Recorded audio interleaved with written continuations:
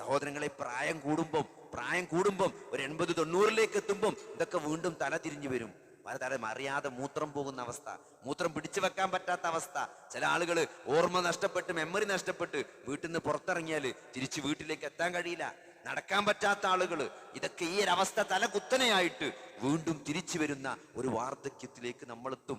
ആയുസ് നല്ലോണം കിട്ടിക്കഴിഞ്ഞാൽ അതിന്റെ പ്രയാസങ്ങൾ നമ്മൾ അനുഭവിക്കേണ്ടി വരിക തന്നെ ചെയ്യും. അപ്പൊ സഹോദരങ്ങൾ, ഇതൊക്കെ നമ്മൾ ഇവിടെ മനസ്സിലാക്കേണ്ടത്. ഓർമ്മ വരുന്നത്, അന്ന് മുമ്പ് ഒരു വീക്ക് എന്ന് പറഞ്ഞ ഇംഗ്ലീഷ് മാഗസിൻ ഉണ്ട്. അതിൽ ഒരു ഡോക്ടർ, അമേരിക്കയിൽ ഒരു പ്രശസ്തനായ ഒരു ക്യാൻസർ രോഗ വിദഗ്ധന്, അദ്ദേഹത്തിന്റെ അനുഭവ കുറിപ്പ് എഴുതലുണ്ട്. അപ്പൊ അതിൽ ഏറ്റവും പ്രശസ്തനായ, അന്ന് അമേരിക്കയിലുള്ള ഹാർട്ടിനൊക്കെ സർജറി ചെയ്യുന്ന ഒരു ഡോക്ടർ, അദ്ദേഹത്തിന് ക്യാൻസർ ബാധിച്ച് അദ്ദേഹം അവസാന സ്റ്റേജിലാണ്. അതായത് മരണവുമായി മല്ലിടുന്ന ക്യാൻസറിന്റെ ലാസ്റ്റ് സ്റ്റേജിൽ അദ്ദേഹം ആശുപത്രിയിൽ അഡ്മിറ്റായി കിടക്കുകയാണ്. നിങ്ങൾ ആലോചിച്ച് നോക്കി, അന്ന് ന്യൂയോർക്കിലെ ഏറ്റവും പ്രശസ്തനായ കാർഡിയാക് സർജന, ഹാർട്ട് ഓപ്പറേറ്റ് ചെയ്യുന്ന, ബൈപ്പാസ് ഒക്കെ ചെയ്യുന്ന, ഹൃദയത്തിന് ഓപ്പറേഷൻ ചെയ്യുന്ന ഡോക്ടറാണ്. അപ്പൊ അദ്ദേഹം ക്യാൻസർ ബാധിച്ച് മരണാസന്നനായി കിടക്കുകയാണ്. അപ്പൊ അദ്ദേഹത്തിന്റെ ഭാര്യ ഡൈവോഴ്സ് ചെയ്ത് പോയി. കാരണം എന്താ വെച്ചാല് അദ്ദേഹം മരിക്കാനായി. അപ്പൊ ഞാൻ ഒരു കാര്യമില്ല എന്നുള്ളത് കൊണ്ട് അവർ ഡൈവോഴ്സ് വാങ്ങി. അയാൾ ഒറ്റക്കാണ്. ഇപ്പോൾ അയാൾക്ക് ആകെ ഉള്ളത് അദ്ദേഹത്തിന്റെ ഒരു സഹോദരനാണ്. ആ സഹോദരൻ ആസ്ട്രേലിയയിലാണെന്ന് പറഞ്ഞു. അപ്പോ ആ സഹോദരൻ ഇമെയിൽ അയച്ച് ചോദിക്കണം, എന്താ അറിയോ ചോദിക്കണത്, ഇയാള് ഏകദേശം എന്നാണ് മരിക്കുക? കാരണം ഒരാഴ്ചത്തെ ലീവേ സഹോദരനുള്ളൂ. ആസ്ട്രേലിയയിൽ നിന്ന് ഒരാഴ്ച ലീവേ കിട്ടുള്ളൂ എൻ്റെ ജോലിയിൽ നിന്ന്. അപ്പൊ ഒരു ലീവ് എടുത്ത് വന്നാല് സഹോദരനൊന്ന് കാണും വേണം, ഓ മരിക്കും വേണം, ഓനെ ശവമടക്കും വേണം, മൂപ്പർക്ക് തിരിച്ചു പോകും വേണം. അപ്പൊ ഒക്കെ കൂടി കറക്റ്റാണ് ഒരു ഏകദേശം എപ്പോഴേക്കാരെന്നാണ് ചോദിക്കുന്നത്. ഒരാഴ്ച കറക്റ്റായിട്ട് പറഞ്ഞാൽ അതിനനുസരിച്ച് മൂപ്പർക്ക് ലീവ് എടുത്ത് വരാനാണ്. എന്നാ പിന്നെ കാണും ചെയ്യാം, മരിക്കും ചെയ്യാം, ഒക്കെ കൂടി കഴിഞ്ഞ ഒരു ആഴ്ചയോട് പരിപാടി വെച്ച് പോവാച്ചിട്ട്. അപ്പോൾ ഇതിങ്ങനെ ഈ ക്യാൻസർ ചികിത്സിക്കുന്ന ഡോക്ടർ തന്നെ അനുഭവം പറയാണ്. അപ്പൊ അദ്ദേഹം വെറുതെ ഈ ആശുപത്രിയിലേക്കൊന്ന് വിളിച്ചു നോക്കിയെന്നാണ്. ഇദ്ദേഹം മുമ്പ് ജോലി ചെയ്തിരുന്ന ആശുപത്രിയിലേക്ക് വിളിച്ചു നോക്കി. എന്താണ് അവിടുന്ന് പറയാന്നറിയാൻ വേണ്ടി. നമ്മളറിയാതെ നമ്മൾ പറയല്ലോ, ഫോൺ വിളിച്ചിട്ട് ആ ഡോക്ടർക്ക് ബുക്കിംഗ് കിട്ടുമെന്ന് ചോദിക്കുമ്പോൾ എന്താണ് അവിടുന്ന് പറയാൻ നമുക്ക് നോക്കാലോ. അങ്ങനെ വിളിച്ചു നോക്കിയപ്പം ആ ഡോക്ടർക്ക് ഒരു അപ്പോയിന്റ്മെന്റ് വേണമെന്ന് പറഞ്ഞപ്പോൾ അവർ പറഞ്ഞത്, ആ ഡോക്ടർ ഇപ്പോൾ ഇവിടെ അല്ല, അദ്ദേഹത്തെക്കാൾ മിടുക്കനായ മറ്റൊരു ഡോക്ടർ ഉണ്ട് എന്നാണ്. അപ്പോൾ നമ്മൾ ഒരു കാര്യം മനസ്സിലായി, നമ്മൾ എത്ര വലിയ ആളാണെങ്കിലും നമ്മൾ ഒരു ക്യാൻസറൊക്കെ ബാധിച്ച് നമ്മൾ ജോലിക്കൊന്നും വരാൻ പറ്റാണ്ട് നമ്മൾ ആശുപത്രിയിലോ എവിടെ ആയാലും നമ്മൾ ഇരുന്ന ചെയറിൽ വേറെ ആൾ വന്നിരിക്കും. അതൊന്നും പിന്നെ ചർച്ച ഉണ്ടാവില്ല. അവിടെ നമ്മളില്ലെങ്കിൽ വേറൊരാളുണ്ടാവും, അതിനേക്കാൾ മികച്ച മറ്റൊരാൾ ആ കസാരയിലേക്ക് വരും. നമ്മൾ ആരും ഇവിടെ നോക്കി, ഇന്ന് ഇന്ത്യയിൽ ഇവിടെ ആര് മരിച്ചാലും, എത്ര പൊസിഷനിൽ ഇരിക്കുന്ന ആൾ മരിച്ചാലും, നാളെയും കൊച്ചി എയർപോർട്ടിൽ വിമാനം ഇറങ്ങും. നാളെയും ബോംബെയിലെ ട്രാഫിക്കും ബാംഗ്ലൂരിലെ ട്രാഫിക്കിനും ഒരു കുറവുണ്ടാവില്ല. മരിച്ചവര് മാത്രമേ ദുന്യാവെന്ന് പോവുള്ളൂ. ഇവിടെ അതിനേക്കാൾ ഉസാറായിട്ട് ദുന്യാവ് മുന്നോട്ട് പോകും. നമ്മുടെ ആരുടെയും മരണം ആർക്കും ഒരു നഷ്ടവും വരുത്തൂല. ചില ആൾക്കാർ അങ്ങനെ വിചാരിച്ച, എന്റെ പെണ്ണുങ്ങൾ എന്താ കാട്ടുക, എന്റെ കുട്ടികൾ എന്താ കാട്ടുക എന്നൊക്കെ ഓരോരുത്തർ ചോദിക്കുക. അതൊക്കെ വെറും ചോദ്യം മാത്രമാണ്. നമ്മൾ ആലോചിക്കും, പല ആൾക്കാരും മരിച്ചിട്ട് പെണ്ണുങ്ങളും കുട്ടികളൊക്കെ നന്നായിക്കാണ്. പറഞ്ഞാൽ കേൾക്കാത്തൊരു മകൻ ഉണ്ടെന്ന് ഒരാൾക്ക്, പാപ്പ മരിച്ചോട് കൂടി ഓന് ബോധം വന്നു, ഓൻ നന്നായി. അയാൾ ജീവിച്ചാണെങ്കിൽ മാത്രം നല്ലവനായി ഉണ്ടാവില്ല. പിന്നെ ചില ആൾക്കാർ മരിച്ചാൽ ബാക്കി നാട്ടുകാർ നോക്കും മക്കളെയും കുട്ടികൾ. ഇയാൾ ഉള്ള കാലത്ത് ചിലപ്പോൾ അങ്ങനെ നോക്കിയിട്ടുണ്ടാവില്ല, കാരണം ഇയാൾ ഇവിടെ ഉള്ളതുകൊണ്ട്. അപ്പൊ നമുക്ക് തോന്നലാണ് നമ്മൾ മരിച്ചാൽ ഓല് കുടുങ്ങുന്നു, അല്ലെങ്കിൽ ഓലെന്താ കാട്ടാൻ. ഒരു ചോദ്യം നമ്മൾ ചോദിക്കേണ്ടത്, നമ്മൾ മരിച്ചാൽ നമ്മളവസ്ഥ എന്തേക്കാരം? ഓലവസ്ഥനെ പറ്റി നിങ്ങൾ ഒരു പേടിയും പേടിച്ചണ്ട. ഭർത്താവിനും എന്റെ കുട്ടിയാക്കും എന്ത് പറ്റും, എന്റെ മാപ്പിള വേറെ പെണ്ണിട്ടോ, അങ്ങനെയല്ല നമ്മൾ ആലോചിക്കേണ്ട സഹോദരങ്ങളെ. ഞാൻ മരിച്ച എന്റെ അവസ്ഥ എന്തായിരിക്കും കബറില്? അതാണ് നമ്മൾ ഏറ്റവും സീരിയസ് ആയിട്ട് ആലോചിക്കേണ്ടത്. ഇവിടെ ഉള്ള ദുനിയാവിൽ ബാക്കിയാക്കി പോകുന്ന ആൾക്കാരെ പറ്റി നിങ്ങൾ ഒരു പേടിയും പേടിച്ചണ്ട. വായ കീറിയവൻ അന്നം നൽകും. അത് അള്ളാഹു ഏറ്റെടുത്ത കരാറാണ്. ഇവിടെ ഒരാളും പട്ടിണി കിടന്ന് മരിച്ചില്ല. ഇവിടെ ഒരാളും ഒരു പ്രയാസവും ഇന്ന് ഈ ഒരു കാലത്ത് ഒരാൾ മരിച്ചതിന്റെ പേരിൽ ഇവിടെ ഒരാളും അനുഭവിക്കേണ്ടി വരും. നിങ്ങൾ ആ പേടിയെ പേടിച്ചണ്ട. ഒരൊറ്റ കാര്യം നോക്കിയാൽ മതി, നമ്മൾ മരിച്ചാൽ നമ്മളെ കബറിലെ അവസ്ഥ എന്തായിരിക്കും, നമ്മളെ വിചാരണയിൽ നമ്മൾ എന്തായിരിക്കും നമ്മളെ അവസ്ഥ, നമുക്ക് എത്ര കർമ്മങ്ങൾ. സഹോദരങ്ങളെ, മരണം എന്ന് പറഞ്ഞാല് നമ്മളെ അക്കൗണ്ട് ബുക്കാണ് സീൽ ചെയ്യാണ്. ഇൻകം ടാക്സ് റെയ്ഡ് നടത്തണ മാതിരിയാ. പിന്നെ ഒന്നും നടക്കൂല, പിന്നെ ഒരു പരിപാടി നടക്കൂല. ഫോണൊക്കെ വാങ്ങിവെക്കും, ഒരു പരിപാടിയിലൊക്കെ വാങ്ങിയോടെ കുത്തിരിക്കും. ആ സമയത്ത് ഭക്ഷണമാണെങ്കിൽ കൊണ്ടുവന്നേരും. വേറൊരു പരിപാടി ആളോട് മുണ്ടാനൊന്നും നമ്മളെ സമ്മതിക്കൂല. അതേമാതിരി പിന്നെ നമ്മളെ കർമ്മരേഖ മാത്രമാണ് നമുക്ക് ബാക്കി ഉണ്ടാകുക. നമ്മൾ ചെയ്ത കർമ്മങ്ങൾ മാത്രം വിചാരണക്ക് ഉണ്ടാവും. ആ വിചാരണ നിങ്ങൾ ആലോചിച്ച് നോക്കി. വിചാരണ സാധാരണ വിചാരണ മാതിരിയല്ല. സ്വർഗും നരകും കൊണ്ട് ഹാജരാക്കിയിട്ടാണ് വിചാരണ തുടങ്ങുക. എന്നിട്ടോ 3 സാമ്പിൾ വെടിക്കെട്ട് ആദ്യം നടത്തോടെ 3 ആൾക്കാരെ നരകത്തേക്ക് ആദ്യം ഇടും. അങ്ങനെയാണ് വിചാരണ തുടങ്ങുക. 3 ആളുകൾ ആദ്യമായി നരകത്തിലേക്ക് കൊണ്ടേയിടും. അപ്പൊ എല്ലാവരും ഇങ്ങനെ നോക്കും, ആരാണ് ഇപ്പൊ ഈ നരകത്തേക്ക് പോണത്. ഒന്ന് ഖുർആന് മുഴുവൻ പഠിച്ച ഒരാളേക്കാരം ആദ്യം നരകത്തേക്ക് പോവുക. രണ്ടാമത് കോടിക്കണക്കിന് ഉറുപ്യ സ്വതക്ക കൊടുത്ത ഒരു മനുഷ്യനെ നരകത്ത് കൊണ്ടേയിടാം. അള്ളാന്റെ മാർഗത്തിൽ ജിഹാദ് നടന്ന് ഷഹീദായ ഒരു മനുഷ്യനെ നരകത്തേക്ക് കൊണ്ടേയിടുക. എന്താ ഈ 3 ആളുകൾ നരകത്ത് പോകാനുള്ള കാരണം?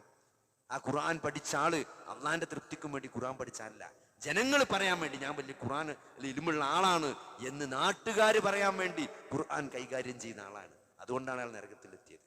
ആ കോടിക്കണക്കിന് ഉറുപ്യ സ്വതക്ക കൊടുത്ത മനുഷ്യൻ നരകത്ത് പോകാനുള്ള കാരണം എന്താ? അള്ളാന്റെ പൊരുത്തം കിട്ടാൻ വേണ്ടി അല്ല അദ്ദേഹം സ്വതക്ക കൊടുത്തത്. ജനങ്ങൾ പറയണം ഓൻ ഭയങ്കര ചാരിറ്റിന്റെ ആളാണ്, ഓൻ ഭയങ്കര സ്വതക്ക കൊടുക്കുന്ന ആളാണ് എന്ന് ജനങ്ങൾ പറയാൻ വേണ്ടി. ഇഖ്ലാസ് ഇല്ലാത്തത് കൊണ്ടാണ്. ആ യോദ്ധാവ് സ്വർഗത്തിൽ പോകാൻ നരകത്ത് പോകാനുള്ള കാരണം എന്താ? അള്ളാന്റെ തൃപ്തി ആഗ്രഹിച്ചു കൊണ്ടല്ല അയാൾ യുദ്ധത്തിൽ ഷഹീദായത്.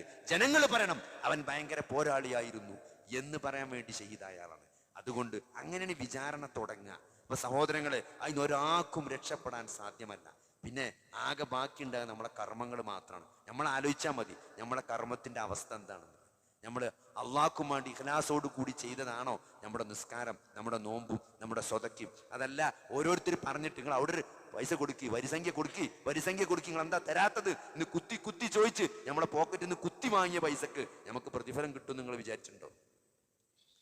വരിസംഖ്യ ശമ്പളം കിട്ടുമ്പോണ്ടല്ലോ ഒരു സന്തോഷത്തോടെ ഇന്നിപ്പോ 40,000 റുപ്യ ഈ മാസം ശമ്പളം കിട്ടി, ഒരു 5,000 റുപ്യാണ് മാറ്റിച്ചിട്ട് ഒരു 1,000 റുപ്യ മാറ്റിച്ചിട്ട് ഇതാർക്കെങ്കിലും ഒന്ന് കൊടുക്കണം, നല്ല ഒരു കഷ്ടപ്പെടുന്ന ഒരാൾക്ക് കൊടുക്കണം എന്ന് വിചാരിച്ചിട്ട് അങ്ങനെ മാറ്റിച്ചത്. അതല്ല ആരെങ്കിലും വന്നിട്ട് തെരി പറഞ്ഞു നിങ്ങൾ കഴിഞ്ഞ മാസം തന്നിട്ടില്ല, നിങ്ങൾ എന്താ കൊടുക്കാത്തെന്നൊക്കെ ചോദിച്ച് നമ്മളെ കുറെ ചീത്തറിഞ്ഞ് വാങ്ങിക്കൊണ്ടേ പൈസക്ക് നമുക്ക് പ്രതിഫലം കിട്ടുന്നു നിങ്ങൾ വിചാരിച്ചിട്ടുണ്ടോ? നല്ല നിങ്ങൾ നോക്കി, ഒരു ബനു ഇസ്രായേലിന്റെ ഒരു കഥ അള്ളാൻ റസൂല് ഹദീസായിട്ട് നമുക്ക് പഠിപ്പിച്ചു. അള്ളാൻ റസൂല് പറയാണ് ബനു ഇസ്രായേൽ ഒരാളുണ്ടായിരുന്നു. അയാള് പറഞ്ഞു ഞാൻ ഇന്ന് സ്വതക്ക കൊടുക്കും, അള്ളാന്റെ വജ്ഹ് ആഗ്രഹിച്ചുകൊണ്ട് ഒരു മനുഷ്യനും അറിയാതെ രഹസ്യമായി രാത്രിയിൽ ആരും കാണാതെ സ്വതക്ക കൊടുക്കും എന്ന് പറഞ്ഞു. അങ്ങനെ അയാൾ രാത്രി ആരും അറിയാതെ സ്വതക്ക കൊടുത്തു. രാവിലെ നാട്ടിലൊക്കെ പാട്ടായി. എന്ത്? ഒരു കള്ളന് കൊണ്ടേ കണ്ട് ആരോ സ്വതക്ക കൊടുത്തുക്കണം. അപ്പൊ ഈ സാധു രാത്രി കൊണ്ടേ കൊടുത്ത് ഒരു കള്ളനാ. നേരം വെളുത്തപ്പോൾ അത് അറിയണെന്ത്? സ്വതക്ക കിട്ടിയത് പെരും കള്ളനാണ്. അങ്ങനെ നാട്ടിലൊക്കെ ആകെ സംസാരം. ഇന്നലെ രാത്രി ഒരു ചങ്ങായി ഇവിടുത്തെ കള്ളന് കൊണ്ടേ സ്വതക്ക കൊടുത്തുക്കണം. ഇത് ഈ ചങ്ങായിന്റെ ചെവിയിലെത്തി. അപ്പൊ ഇവനെന്തായി? നമുക്കാണെങ്കിൽ സങ്കടം ഉണ്ടാകുക. ഓൻ അന്ന് പറഞ്ഞു ഇന്ന് രാത്രി ഞാൻ കൊടുക്കും സ്വതക്ക. അങ്ങനെ അന്ന് രാത്രി സ്വതക്ക കൊണ്ടേ കൊടുത്തു. പിറ്റേന്ന് വീണ്ടും അങ്ങാടിയിൽ ന്യൂസ്, ഇന്നലെ രാത്രി ഒരു വേശ്യക്ക് ആരോ കൊണ്ടേ സ്വതക്ക കൊടുത്തുകയാണ്. അപ്പൊ കിട്ടിയതൊരു വേശ്യക്കാണ്. 3-ാമത്തെ ദിവസം അയാൾ പറയും ഇന്നും ഞാൻ സ്വതക്ക കൊടുക്കുന്നു. അങ്ങനെ 3-ാമത്തെ രാത്രി അയാൾ സ്വതക്ക കൊടുത്തു. 4-ാമത്തെ ദിവസം നേരം വെളുത്തപ്പം അങ്ങാടിയിലൊക്കെ സംസാരം. എന്താണ്? ആ നാട്ടിലെ ഏതോ ഒരു മുതലാളിക്ക് കൊണ്ടേ കണ്ടണം എന്ത് ചെയ്തിങ്ങനെ ഒരു ചങ്ങായി സ്വതക്ക കൊടുത്തിക്കണം. അത് വലിയ വലിയ സംഖ്യ കൊടുക്കണത്. സഹോദരങ്ങളെ, എന്താണ് ആ നാട്ടിൽ സംഭവിച്ചറിയോ? ഈ മോഷണം നടത്തിയിരുന്ന ആള് ആ സ്വതക്ക കിട്ടിയതിന് ശേഷം മോഷണം അവസാനിപ്പിച്ചു എന്നാണ്. അത്രയും വലിയ സംഖ്യ കിട്ടിയത്. ആ വേശ്യ ആയ പെണ്ണ് ആ സ്വതക്ക കിട്ടിയപ്പം വേശ്യാവൃത്തി നിർത്തി. ആ മുതലാളി സ്വതക്ക കിട്ടിയപ്പോ എന്താ ആലോചിച്ചറിയോ? ഏതോ ഒരു ചങ്ങായി ഇത്രയും ഇഖ്ലാസോട് കൂടി ഇത്രയും പൈസ സ്വതക്ക കൊടുത്തിട്ട് ഞാൻ എത്ര വലിയ പൈസക്കാരനെ, ഞാൻ ഇന്നേ വരെ ഒരാൾക്ക് നയാ പൈസ സ്വതക്ക കൊടുത്തിട്ടില്ല. അതുകൊണ്ട് അയാൾ വലിയ ധർമ്മിഷ്ഠനായി മാറി എന്നാണ്. അതുകൊണ്ട് നമ്മൾ പറയാം അള്ളാന്റെ വജ്ഹ് ആഗ്രഹിച്ചുകൊണ്ട് നമ്മളൊരു നന്മ ചെയ്താൽ അള്ളാഹ് ഒരിക്കലും അത് നഷ്ടപ്പെടുത്തൂല. അപ്പൊ അതുകൊണ്ട് എത്ര ചെറുതാണ്. ഇപ്പൊ നമ്മളൊരു കുടിരിക്കലിന് പോവാണ്, നാളെ പങ്ങളെ കുടിരിക്കലാണെന്ന് പറയാം.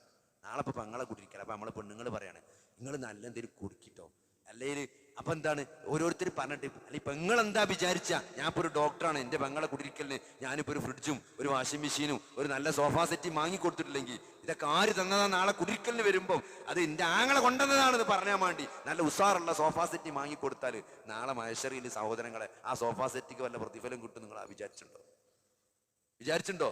അള്ളാന്റെ വജി പടച്ചോൻ എന്റെ ഒരു പെങ്ങളാണല്ലോ, അത് ഒരു നന്മയാണല്ലോ എന്ന് വിചാരിച്ച് പടച്ചോൻ ഓർത്തിട്ട് കൊടുത്തതാണ്. ഈ കാണും നാട്ടുകാർ ഇത് ആര് വാങ്ങിത്തന്നതാണ് എന്ന് ചോദിക്കുമ്പോൾ അത് ആങ്ങളെന്റെ ഡോക്ടർ കൊണ്ടുവന്നതാണ് എന്ന് പറയാൻ വേണ്ടി നമ്മൾ വാങ്ങിക്കൊടുത്ത സോഫാ സെറ്റും നമ്മൾ വാങ്ങിക്കൊടുത്ത ഫ്രിഡ്ജൊന്നും നാളെ നമ്മളെ പുസ്തകം കിട്ടുമ്പോൾ അതിലുണ്ടാവാൻ സാധ്യത കുറവാണ്. അപ്പൊ അതുകൊണ്ട് ചെയ്യണത് കുറച്ചാണെങ്കിലും അത് ഇഖ്ലാസോടുകൂടി ആത്മാർത്ഥതയോടുകൂടി അള്ളാനെ ഓർത്തുകൊണ്ട് നമ്മൾ ചെയ്യാം. സത്യത്തിൽ നമ്മൾ എന്താ വെച്ചാല് അള്ളാഹുവുമായിട്ട് നമുക്ക് നല്ലൊരു ബന്ധമാണ്. അതിനാദ്യം ശരിയാകേണ്ടത് അള്ളാഹിനെ പറ്റി നമ്മളെ വിശ്വാസമാണ്. അള്ളാഹു സുബ്ഹാനഹു വ തആലയാണ് നമ്മളെ സൃഷ്ടിച്ചത്, നമുക്ക് എല്ലാ അനുഗ്രഹങ്ങളും ചെയ്തു തരുന്നത്, നമ്മളെ ഏറെ സ്നേഹിക്കുന്നത്, മാതാവിനേക്കാളും പിതാവിനേക്കാളും മറ്റാരെക്കാളും നമ്മളെ ഏറ്റവും കൂടുതൽ സ്നേഹിക്കുന്നത് നമ്മുടെ റബ്ബാണ് എന്നൊരു ബോധം നമുക്ക് വേണം. അങ്ങനെ ആവുമ്പോഴേ നമുക്ക് അള്ളാനെ തിരിച്ച് സ്നേഹിക്കാൻ കഴിയുള്ളൂ. നിങ്ങൾ അള്ളാനെ അങ്ങനെ സ്നേഹിക്കാൻ പറ്റുമോ നോക്കി. അപ്പൊ അങ്ങനെ സ്നേഹിക്കാൻ പറ്റുണ്ടെങ്കിൽ നമ്മളും പടച്ചോനും തമ്മിൽ വലിയൊരു ബന്ധം വരും. അത് ഇസ്ലാമിലെ ഏതൊരു ഇബാദത്തും എടുത്തു നോക്കി പടച്ചോനായിട്ടുള്ള ബന്ധമാണ് സത്യത്തില്.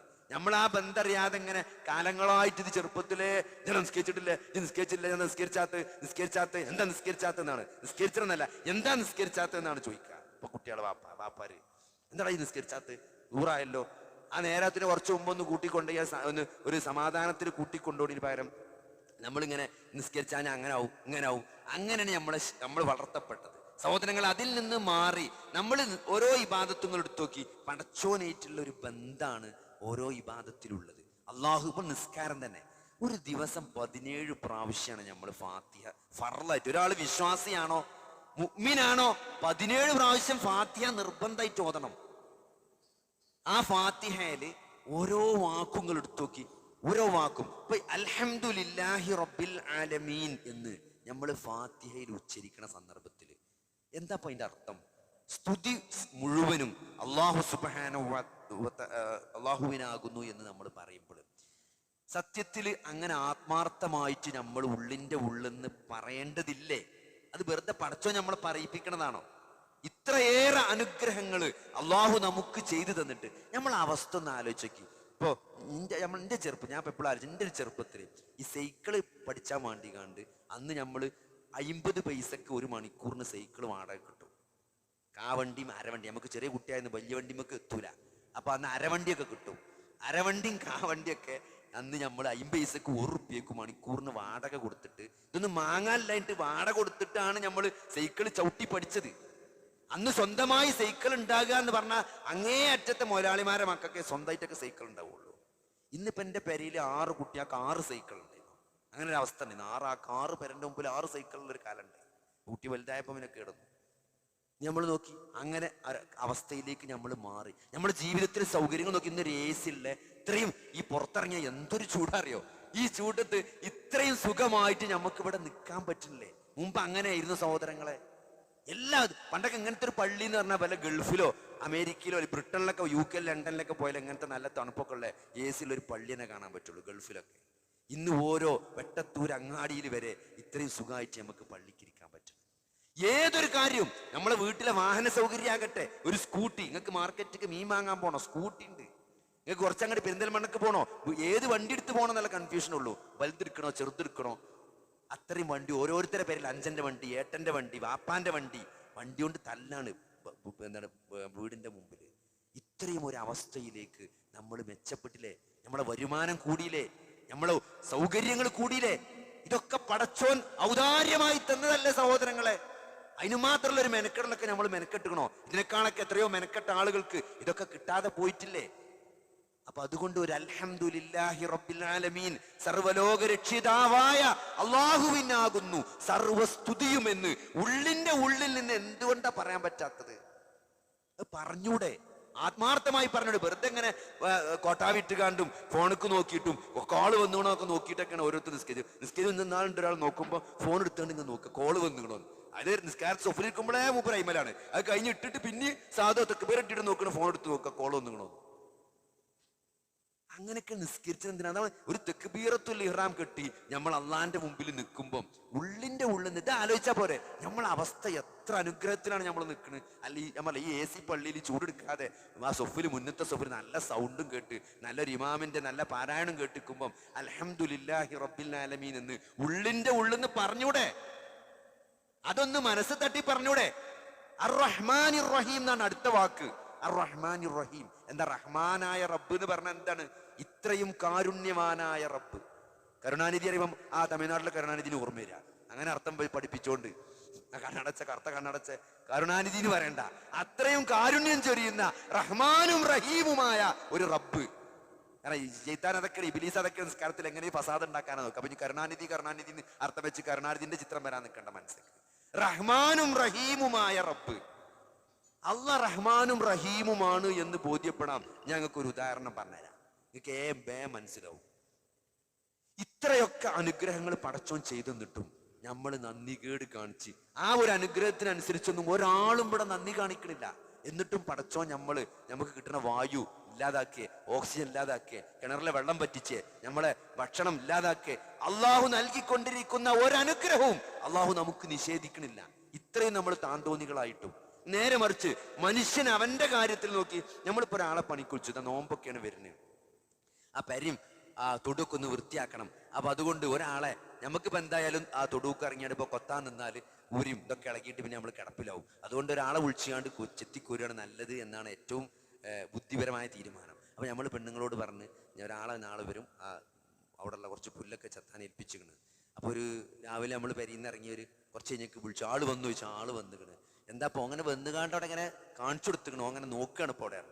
അങ്ങനെ ഒരു കുറച്ച് നമ്മൾ ചായ കുടിച്ചാൽ ഇറങ്ങിയപ്പോൾ വെറുതെ ഒന്നുകൂടി വിളിച്ചേക്ക് എന്തായി അങ്ങനെ കുറച്ചേരൊക്കെ ഒന്ന് കൊത്തി ഓപ്പം അങ്ങനെ ഒരു ചായ കുടിച്ച് ചായ ഉണ്ടാക്കിച്ചിട്ടുണ്ടെ കൊണ്ട് ഞാൻ ഇപ്പൊ ചായ കുടിച്ചാണ്ടോ ഫോൺമ കളിച്ചിരിക്കുകയാണ്.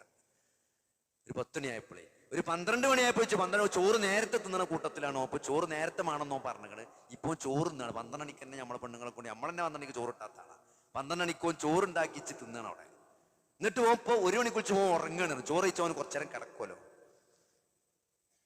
4 മണി 3 മണിയായപ്പോത്തിന് ഓന് ചായ കിട്ടണം. അത് കഴിഞ്ഞ് കുറച്ചേരം മണി കൊത്തിയാണ് 4 മണിക്കോ പോയി. നമ്മൾ വന്നോ ആകെ കൊത്തിയത് കുറച്ച് ഏരിയ. ആ പണി തന്നെ 3 ദിവസത്തേക്ക് വെച്ച മാതിരിയാണ്. നമ്മൾ ഒരു ദിവസം കൊത്തുന്ന് വിചാരിച്ച സ്ഥലം 3 ദിവസത്തിനാണ് ഇപ്പൊ ഏകദേശം ഡിസൈൻ ചെയ്ത് വെച്ചിരിക്കുന്നത് ഓന്റെ കൊത്ത് കണ്ടാല്. അപ്പൊ നമ്മളെന്താ പറയാ, നാളെ ഇഞ്ച് വരണ്ടാറ് നൈസായിട്ട് നമ്മളതാ പറയാ, നാളെ ഇഞ്ച് വരണ്ടോന്ന് അറിയും. നമ്മൾ ഒഴിവുണ്ടാവുമ്പോൾ കൊത്തിക്കൊണ്ട് നമുക്ക് വിജയായിട്ട് നമുക്കൊരു ദേഷ്യം വരുമല്ലോ. അതെന്തുകൊണ്ടാണ്? അതാണ് മനുഷ്യന്റെ അവസ്ഥ. നമ്മളൊരാളൊരു പണി ഏൽപ്പിച്ചിട്ട് ഓനെ നമ്മൾ സന്തോഷപ്പെടുത്താൻ പറ്റില്ല, നമ്മക്ക് ഓനെ വേണ്ട, നമ്മൾ വരണ്ടെന്നാ പറയാ. നോക്കി, ഇത്രയും ഔദാര്യവാനായ റബ്ബ്, റഹ്മാനും റഹീമുമായ റബ്ബ് ഇത്രയും അനുഗ്രഹങ്ങൾ ചെയ്തെന്നിട്ട് അതൊന്നും അതിനനുസരിച്ചൊരു നന്ദിയൊന്നും നമ്മൾ കാണിക്കാതെ നന്ദികേട് കാണിച്ച് നമ്മളിവിടെ ജീവിച്ചിട്ട് ഒരു അനുഗ്രഹവും അള്ളാഹു നമുക്ക് നിഷേധിക്കണില്ല. അത്രയും റഹ്മാനും റഹീമുമായ ഒരു റബ്ബാണ് എന്ന് നമ്മൾ അങ്ങോട്ട് പറയാൻ എന്താണൊരു മടി? ഹൃദയത്തിന്റെ ഉള്ളിൽ നിന്ന് പറഞ്ഞൂടെ, അർ-റഹ്മാനിർ റഹീം, ഈ റഹ്മാനും റഹീമുമാണ് അള്ളാഹു എന്ന് ഉള്ളിന്റെ ഉള്ളിൽ നിന്ന് പറയണം. മാലിക് യൗമിദ്ദീൻ ആണ് 3ാമത്തെ വാക്ക്. മാലിക് യൗമിദ്ദീൻ എന്താണ് ആ വാക്ക്? യൗമുദ്ദീന്റെ ഉടമസ്ഥനാണ് പടച്ചോൻ. അത് വിചാരണന്റെ ദിവസമാണ്. എല്ലാം പറയല്ലേ, അത് സത്യത്തിലൊരു പ്രതീക്ഷയാണ്. നീതി നിഷേധിക്കപ്പെടുന്നവന്, നീതി നിഷേധിക്കപ്പെടുന്ന ആളുകൾക്ക്, എല്ലാ തരത്തിലും അവഗണിക്കപ്പെടുന്ന ആളുകൾക്കുള്ള വലിയൊരു പ്രതീക്ഷയാണ് നാളെ അള്ളാന്റെ കോടതിയിൽ എനിക്ക് നീതി കിട്ടുമെന്നുള്ളത്. അത് വലിയൊരു സംഭവമാണ്, അത് വലിയൊരു വിചാരണയാണ്. അവിടെ ഒരാൾക്കും രക്ഷപ്പെടാൻ സാധ്യമല്ല. കൈകാലുകൾക്ക് അത് കൈകൾ സംസാരിക്കുന്ന, വായകൾക്ക് സീല് വെക്കപ്പെട്ട് കൈകൾ സംസാരിക്കുന്ന, കാലുകൾ സാക്ഷി പറയുന്ന, ഭൂമി അതിന്റെ വർത്തമാനങ്ങൾ വിളിച്ചു പറയുന്ന, ഒരാൾക്ക് ഒരാളെയും സഹായിക്കാൻ സാധിക്കാത്ത ഏറ്റവും അപകടം പിടിച്ച ദിവസത്തെ വിചാരണ. ഞാൻ പറഞ്ഞേ, സ്വർഗവും നരകവും ഹാജരാക്കിക്കൊണ്ട് അള്ളാഹു ഏറ്റവും ഒരാൾക്ക്, ഒരു മാതാപിതാക്കൾക്ക് മാതാപിതാക്കൾക്കോ സഹായിക്കാൻ കഴിയാത്ത, ഒരു ഫൈൻ അടച്ചിട്ടോ എന്തെങ്കിലും ഒരു എക്സ്ക്യൂസ് നേടിയിട്ട് അള്ളാഹുവിന്റെ വിചാരണയിൽ നിന്ന് രക്ഷപ്പെടാൻ സാധ്യമല്ലാത്ത ഒരു ശക്തമായ വിചാരണ അന്ന് നടക്കുന്ന, അന്ന് പൂർണ്ണ അധികാരം അള്ളാഹുവിന് മാത്രമായിരിക്കുന്നതാണ്. അതാണ് മാലിക് യൗമിദ്ദീൻ. അത് സത്യത്തിലൊരു പ്രതീക്ഷല്ലേ? നിങ്ങൾ നോക്കി, ഇങ്ങനെ പടച്ചോനേറ്റ് നമ്മൾ സംസാരിക്കണം നിസ്കാരത്തിൽ, ഫാത്തിഹയില് അൽഹംദുലില്ലാഹി റബ്ബിൽ ആലമീൻ ഉള്ളിന്റെ ഉള്ളിന്ന് നമ്മളോട് പറഞ്ഞാണ്ടല്ലോ, അർശിന്റെ മേലെന്ന് പടച്ചോൻ പറയും, ഹമിദനി അബ്ദി, എന്റെ അടിമ എന്നെ സ്തുതിച്ചു എന്ന് അള്ളാഹ് പറയാണ്. അള്ളാഹു നമ്മളെ ഫാത്തിഹയ്ക്ക് മറുപടി പറയാണ്. ഉള്ളിന്റെ ഉള്ളിൽ നിങ്ങൾ ഒരു അൽഹംദുലില്ലാ പറഞ്ഞാല്, അർ-റഹ്മാനിർ റഹീം എന്ന് പറയുമ്പോൾ അസ്നാ അലയ്യ അബ്ദി, എന്റെ അടിമ എന്നെ പുകഴ്ത്തി എന്ന് അർശിന്റെ മുകളിൽ നിന്ന് പടച്ചോൻ വിളിച്ചു പറയാണ്. മാലിക് യൗമിദ്ദീൻ എന്ന് ഉള്ളിന്റെ ഉള്ളിൽ നിന്ന് നമ്മൾ ആത്മാർത്ഥമായിട്ട് പറയുമ്പം മജ്ജദനി അബ്ദി, എന്റെ അടിമ എന്നെ മഹത്വപ്പെടുത്തിയിരിക്കുന്നു എന്ന് അള്ളാഹു പ്രതികരിക്കുമെന്നാണ്. എന്നിട്ടോ ഇയ്യാക നഅ്ബുദു വ ഇയ്യാക നസ്തഈൻ, ഞാൻ ഇന്നെ മാത്രമേ ആരാധിക്കുള്ളൂ, നിന്നോട് മാത്രമേ സഹായം തേടുള്ളൂ എന്ന്. അതൊരു അഗ്രിമെന്റ് ആണ്. പടച്ചോൻ അർശ് എന്ന് പറയും, ഞാനും എന്റെ അടിമയും തമ്മിലുള്ള കരാറാണ്. അതൊരു അഗ്രിമെന്റ് ആണ്. അള്ളാഹുവിനെ മാത്രമേ ആരാധിക്കൂ. അത് സഹോദരങ്ങളെ, അതാണ് തൗഹീദ്, അതാണ് നമ്മുടെ ജീവിതം. എന്തൊക്കെ പ്രതിസന്ധികൾ ജീവിതത്തിൽ ഉണ്ടായാലും അള്ളാഹു അല്ലാത്ത ഒരാളെയും വിളിച്ച് പ്രാർത്ഥിക്കൂലാന്ന്, അള്ളാഹു അല്ലാത്ത ഒരാളുടെ പേരിലും സത്യം ചെയ്യൂലാന്ന്, അള്ളാഹു അല്ലാത്ത ഒരാൾക്കും നേർച്ച നേരൂലാന്ന്. അള്ളാഹുവിന്റെ കഴിവ് അള്ളാഹു അല്ലാത്ത ഒരു ശക്തിക്കും, അള്ളാഹുവിന് മാത്രം കഴിയുന്ന കാര്യങ്ങൾ അള്ളാഹു അല്ലാത്ത ഒരു ശക്തിക്കും, അത് ജിന്നാകട്ടെ, മനുഷ്യനാകട്ടെ, മലക്കാകട്ടെ, ജീവിച്ചവരാകട്ടെ, മരിച്ചവരാകട്ടെ, ആർക്കും തന്നെ ഇല്ല എന്നുള്ള ഏറ്റവും അചഞ്ചലമായ വിശ്വാസവും കർമ്മവുമാണ് തൗഹീദ് എന്ന് പറഞ്ഞാല്. അതാണ് ഇയ്യാക നഅ്ബുദു വ ഇയ്യാക നസ്തഈൻ. അത് പടച്ചോനോട് പറയാണ്. പടച്ചോൻ പറയാണ് അത് ഞാനും എന്റെ അടിമയും തമ്മിലുള്ള കരാറാണെന്ന്. എന്നിട്ടോ ഇഹ്ദിന സിറാത്തൽ മുസ്തഖീം. പിന്നെ നമ്മൾ ചോദിക്കണ്, ഇതുവരെ നമ്മൾ പടച്ചോനെ പുകഴ്ത്തിയതു, പിന്നെ നമ്മൾ കരാറിൽ ഏർപ്പെട്ടു, ഇനി നമ്മൾ ആവശ്യമില്ല ഡൗൺലോഡ് ചെയ്തെടുക്കുകയാണ്. ഇഹ്ദിന സിറാത്തൽ മുസ്തഖീം. എന്താണ്? സിറാത്തൽ മുസ്തഖീമിലേക്ക് ഞങ്ങൾക്ക് നീ ഹിദായത്ത് നൽകണമെന്ന്. അത് വെറും ഒരു ഹിദായത്ത് ചോദിക്കല്ല. നിങ്ങൾ നോക്കി, അതിൽ പണ്ഡിതന്മാരും അതിന് കൊടുത്ത തഫ്സീറിൽ കാണാം. എന്താണ് അത്? വെറും ഒരു ഇതിനെ ഒരു സിറാത്തുൽ മുസ്തഖീമിലേക്കുള്ള ഒരു വഴി കാണിക്കൽ മാത്രമല്ല, ആ സിറാത്തുൽ മുസ്തഖീമിൽ ജീവിക്കാനുള്ള ഒരു തൗഫീഖാണ്. ഇതൊക്കെ മനസ്സിലാക്കിയാലും ഇതനുസരിച്ച് ജീവിക്കാൻ, ഇവിടെ പള്ളിയിലേക്ക് ബാങ്ക് കേൾക്കുമ്പം ആ പള്ളിയിലേക്ക് വരാനുള്ള ഒരു മനസ്സാധ്യമാണ്. ബാങ്ക് കേൾക്കുമ്പം ഞാൻ നിസ്കരിക്കാൻ പോണ്ടവനാണ്, പോകണമെന്ന് തോന്നണം. തോന്നിയാൽ തന്നെ സഹോദരങ്ങളെ വണ്ടി എടുത്ത് കയറി ഇവിടെ എത്തണ്ടേ, അല്ലെങ്കിൽ നടന്നിങ്ങോട്ട് വരണ്ടേ? ഒരു പ്രയാസം, ഒരു ബുദ്ധിമുട്ട്, ഒരു തടസ്സം അതിന് നേരിടാതിരിക്കണം. ആ നേരത്തെ ഒരു കോള് വരികയാണ്, എമർജൻസി ആയിട്ട് ഹോസ്പിറ്റലിൽ പോകണം, അല്ലെങ്കിൽ ഉമ്മ വീണു, അല്ലെങ്കിൽ നമ്മളെല്ലാം ഒതുണ്ടാക്കുമ്പോൾ ആ കല്ലിന്റെ അവിടെ മടക്കി ചവിട്ടി വീണാല് നമുക്ക് നിസ്കരിക്കാൻ പറ്റൂല. നമ്മൾ വേദനയായിട്ട് ആസ്പത്രിയിൽ പോയി നോക്കേണ്ടി വരും. കാല് വീങ്ങിക്കണ്, പൊട്ടിക്കണോ സംശയം, എക്സ്റേ എടുത്ത് നോക്കേണ്ടി വരും. പിന്നെ ഇവിടെ ആ കൊടുത്ത ഇക്കാമത്തൊക്കെ നമുക്ക് കയറാൻ പറ്റൂല. അപ്പൊ അതിനൊക്കെ ഒരു തടസ്സം വരാതെ ആ സൊഫിൽ അങ്ങോട്ട് എത്തി ഒരു തക്ബീർ കെട്ടി ആ നിസ്കാരം ഭംഗിയായി പൂർത്തിയാക്കണമെങ്കിൽ പടച്ചോന്റെ തൗഫീഖ് തന്നെ വേണം. ആ തൗഫീഖും കൂടിയാണ് ഇഹ്ദിന സിറാത്തുൽ മുസ്തഖീമിൽ ചോദിക്കുന്നത്. സിറാത്തുൽ മുസ്തഖീമിൽ എത്തിയാ പോരാ, അതിലിങ്ങനെ നിന്ന് ജീവിക്കാനുള്ള ഒരു തൗഫീഖും കൂടി അതിൽ ചോദിക്കുന്നുണ്ട്.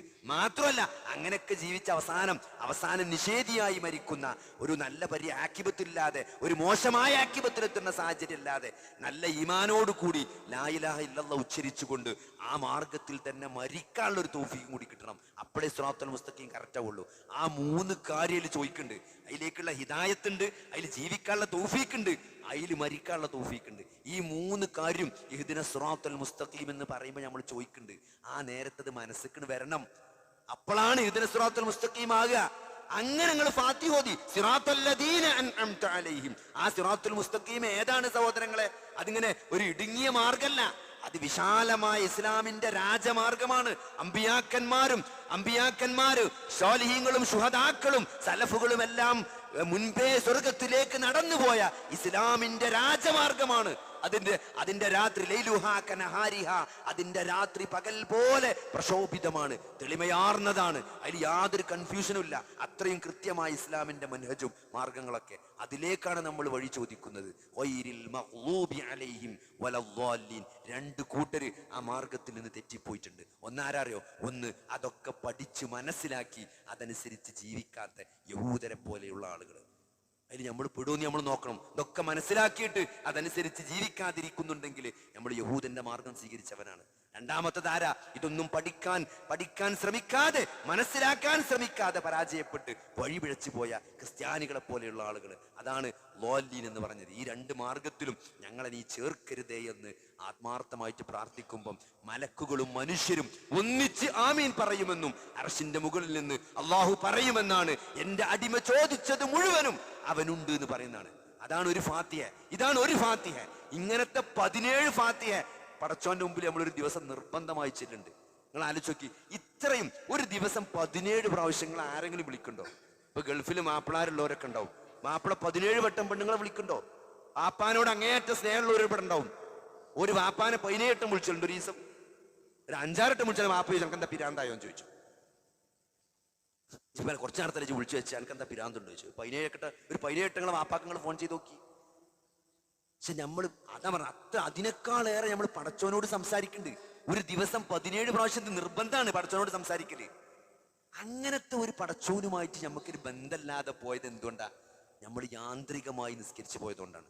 നമ്മൾ ഞാൻ പറഞ്ഞേ പടച്ചോന് മുമ്പിലാണ് നിൽക്കണമെന്നുള്ള ബോധമല്ല. കുറെ അവിടെ ചൊറിയും, കുറെ ഇവിടെ ചൊറിയും, അങ്ങനെ നിസ്കാരം കഴിഞ്ഞു പോവുകയാണ്. അങ്ങനെ പടച്ചവനെ റബ്ബിനെ കാണാൻ നമ്മളെ ജീവിതത്തിലെ ഓരോ ഘട്ടത്തിലും എല്ലാ കാര്യത്തിലും ഇപ്പൊ നമ്മൾ ഒരു വണ്ടി കയറുകയാണ്. ആ വണ്ടി പടച്ചോ നമുക്ക് തന്ന വലിയൊരു അനുഗ്രഹമാണ്. ഒരു വാഹനം, ഒരു എന്താണ് ഇടങ്ങേറുണ്ടാക്കാത്തൊരു വാഹനം എന്ന് പറഞ്ഞാൽ വലിയൊരു അനുഗ്രഹമാണ്. അപ്പൊ ആ വണ്ടി കയറുമ്പോ ഒരു ബിസ്മില്ലാണ്ട് മാഷാ അല്ലാ ലാ ഖുവത ഇല്ലാ ബില്ലാ, ആ തോട്ടത്തിൽ കയറിയ ആളുകളോട്, ആ തോട്ടത്തിൽ കയറിയപ്പം സൂറത്തുൽ കഹ്ഫിൽ പറയില്ലേ, ഉൽ എന്താണ് നിനക്ക് മാഷാ അല്ലാ ലാ ഖുവത ഇല്ലാ ബില്ലാ എന്ന് പറഞ്ഞുകൂടായിരുന്നോ എന്ന് ചോദിക്കുന്നുണ്ട്. സഹോദരങ്ങളെ, ഇത്രയും അനുഗ്രഹം നമുക്ക് പടച്ചോൻ എന്നിട്ട് നമ്മളെ വീട്ടിലാണെങ്കിലും ഏതൊരു പടച്ചോന്റെ അനുഗ്രഹം നമ്മൾ ആസ്വദിക്കുമ്പോഴും മാഷാ അല്ലാ ലാ ഖുവത ഇല്ലാ ബില്ലാ എന്ന് പറഞ്ഞ മനസ്സിനുള്ളിൽ പറയാനല്ല, എഴുതിക്കാനല്ല, അത് മനസ്സിന്റെ ഉള്ളിൽ നിന്ന് വരുന്നത്. ഇത്രയും പടച്ചോ എനിക്ക് അനുഗ്രഹം ചെയ്തു തന്നു. എന്നിട്ട് ബിസ്മി ചൊല്ലി ആ വണ്ടി കയറി ആ എഞ്ചിൻ സ്റ്റാർട്ടാക്കി എവിടേക്കാണോ പോകുന്നത്, പടച്ചോനെ അവിടെ വലിയ അപകടമൊന്നും ഇല്ലാതെ എത്തിച്ചു തരണേ എന്ന് ഉള്ളിന്റെ ഉള്ളിൽ നിന്നൊരു പ്രാർത്ഥന. അവിടെ എത്തിക്കഴിഞ്ഞാൽ ഒരു അൽഹംദുലില്ലാ. അങ്ങനെ ജീവിതത്തിലെ ഓരോ കാര്യത്തിലും അള്ളാഹുവിനെ ഓർത്തുകൊണ്ട്, അള്ളാഹുവിനെ ഫ്രണ്ടാക്കിക്കൊണ്ട്. എൻ്റെ ഒരു സുഹൃത്തുണ്ടായിരുന്നു. അപ്പം ഞാൻ അദ്ദേഹം ചോദിച്ചു, ഈ ബിസിനസ്സൊക്കെ നടത്തുന്ന ആളാ, അപ്പൊ ഈ ബിസിനസ്സിലും അങ്ങനെ കുറെ ഫാമിലി ഇഷ്യൂസ് ഒക്കെ വന്നു കഴിഞ്ഞാൽ, ഈ പ്രഷർ കയറി കഴിഞ്ഞാൽ എന്താ ചെയ്യുക മൂപ്പരോട് ഒരു ദിവസം. മൂപ്പർ പറഞ്ഞ്, അന്ന് ഞാൻ കുറച്ച് നേരത്തെ എണീക്കും, സാധാരണ നീക്കണേക്കാൾ കുറച്ചും കൂടി നേരത്തെ എണീറ്റിട്ട് വാതിലൊക്കെ നന്നായിട്ട് കുറ്റിട്ട് കണ്ട് ഞാൻ അങ്ങോട്ട് നുളോടിച്ചും പഠിച്ചു തഹജ്ജുദ് കണ്ട് പഠിച്ചോണ്ട് അപ്പൊ ഭയങ്കര സമാധാനമാണ്. ആലോചിക്ക്, അങ്ങനെ നമ്മളുടെ ഭാരങ്ങൾ ഇറക്കി വെക്കാൻ, നമ്മുടെ പ്രയാസങ്ങൾ പറയാനുള്ള, ജീവിതത്തിലെ ഓരോ പ്രതിസന്ധികളിലും നമുക്ക് താങ്ങായിട്ടുള്ള അങ്ങനെ ഒരു ഫ്രണ്ടായിട്ട് വലിയുള്ള അള്ളാഹുവിനെ ഒരു വലിയായിട്ട് കാണാൻ നമുക്ക് പറ്റണം, കൂട്ടുകാരനായി കാണാം. ആ ഒരു ദറജയിലേക്ക് നമ്മളും അള്ളാഹും തമ്മിലുള്ള കണക്ഷൻ വരണം. അപ്പോൾ സത്യത്തിൽ സഹോദരങ്ങളെ നമ്മുടെ ജീവിതത്തിൽ മാറ്റണ്ടാവും. അതിനൊക്കെയുള്ള വലിയൊരു അവസരമാണ് സത്യത്തിൽ ഈ റമളാൻ എന്ന് പറയുന്നത്. ഈ റമളാൻ എന്ന് പറഞ്ഞാൽ അതിനൊക്കെ അള്ളാഹു തുറന്നു വെച്ച ഏറ്റവും വലിയ ഒരു ഓഫറാണ്, അല്ലെങ്കിൽ ഏറ്റവും വലിയ ഒരു ചാൻസ് ആണ് ഈ റമളാൻ എന്ന് പറയുന്നത്. അതുകൊണ്ട് ഈ റമളാന് നമുക്ക് കൃത്യമായിട്ട് ഒരു പ്ലാൻ ഉണ്ടാണ്. ഈ ഖുർആനുമായി നമുക്ക് അങ്ങേയറ്റത്തെ ബന്ധം വേണം. നേരത്തെ പറഞ്ഞില്ലേ, ആയിഷ റളിയല്ലാഹു അൻഹ നബി സല്ലല്ലാഹു അലൈഹി വസല്ലമ വഫാത്തായപ്പോൾ കരഞ്ഞത് എന്തുകൊണ്ടാണ്? ആകാശലോകത്ത് നിന്ന്, സ്വർഗലോകത്ത് നിന്ന് ഭൂമിയിലേക്കുള്ള ബന്ധം അത് അറ്റുപോയല്ലോ എന്നതിലുള്ള വിഷമാണ്. കാരണം വഹി നിന്നല്ലോ സഹോദരങ്ങളെ. വഹി നിന്നാലും ആ വഹി നമ്മുടെ മുമ്പിൽ ഇപ്പോഴുണ്ട്, ഒരു വള്ളി പുള്ളി മാറ്റമില്ലാതെ ഖുർആനായി, ഹദീസായി, നബി സല്ലല്ലാഹു അലൈഹി വസല്ലമയുടെ ജീവിതമായി അത് നമ്മുടെ മുമ്പിലുണ്ട്. ഒരു വള്ളിക്കൊരു പുള്ളിക്കും മാറ്റല്ല. അത് നമ്മൾ പ്രയോഗവൽക്കരിക്കാൻ തയ്യാറുണ്ടോ സഹോദരങ്ങളെ? അതിനുള്ള കൂട്ടായ്മയാണിത്. വിശുദ്ധ ഖുർആനിന്റെ ഒരായത്ത് നോക്കി നിങ്ങള്,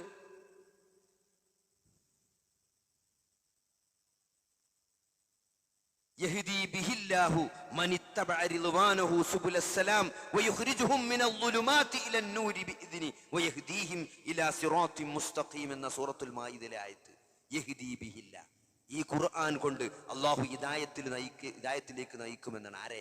മനിത്തബഅ റിദ്വാനഹു, അവന്റെ പൊരുത്തം തേടിയവരെ, അവന്റെ തൃപ്തി പിൻപറ്റിയവരെ, സുബുലസ്സലാം, സലാമിന്റെ വഴികളിലേക്ക്, വയുഖ്രിജുഹും മിനൽ ളുലുമാത്, അവൻ എല്ലാ അന്ധകാരങ്ങളിൽ നിന്നും അവൻ പുറത്തു കൊണ്ടുവരും, ഇലൻ നൂർ, പ്രകാശത്തിലേക്ക്, ബിഇദ്നി, അവന്റെ അനുമതിയോട് കൂടി, വയഹ്ദീഹിം ഇലാ സിറാത്തിൻ മുസ്തഖീം, സിറാത്തുൽ മുസ്തഖീമിലേക്ക് അവൻ അവരെ നയിക്കുമെന്നാണ്.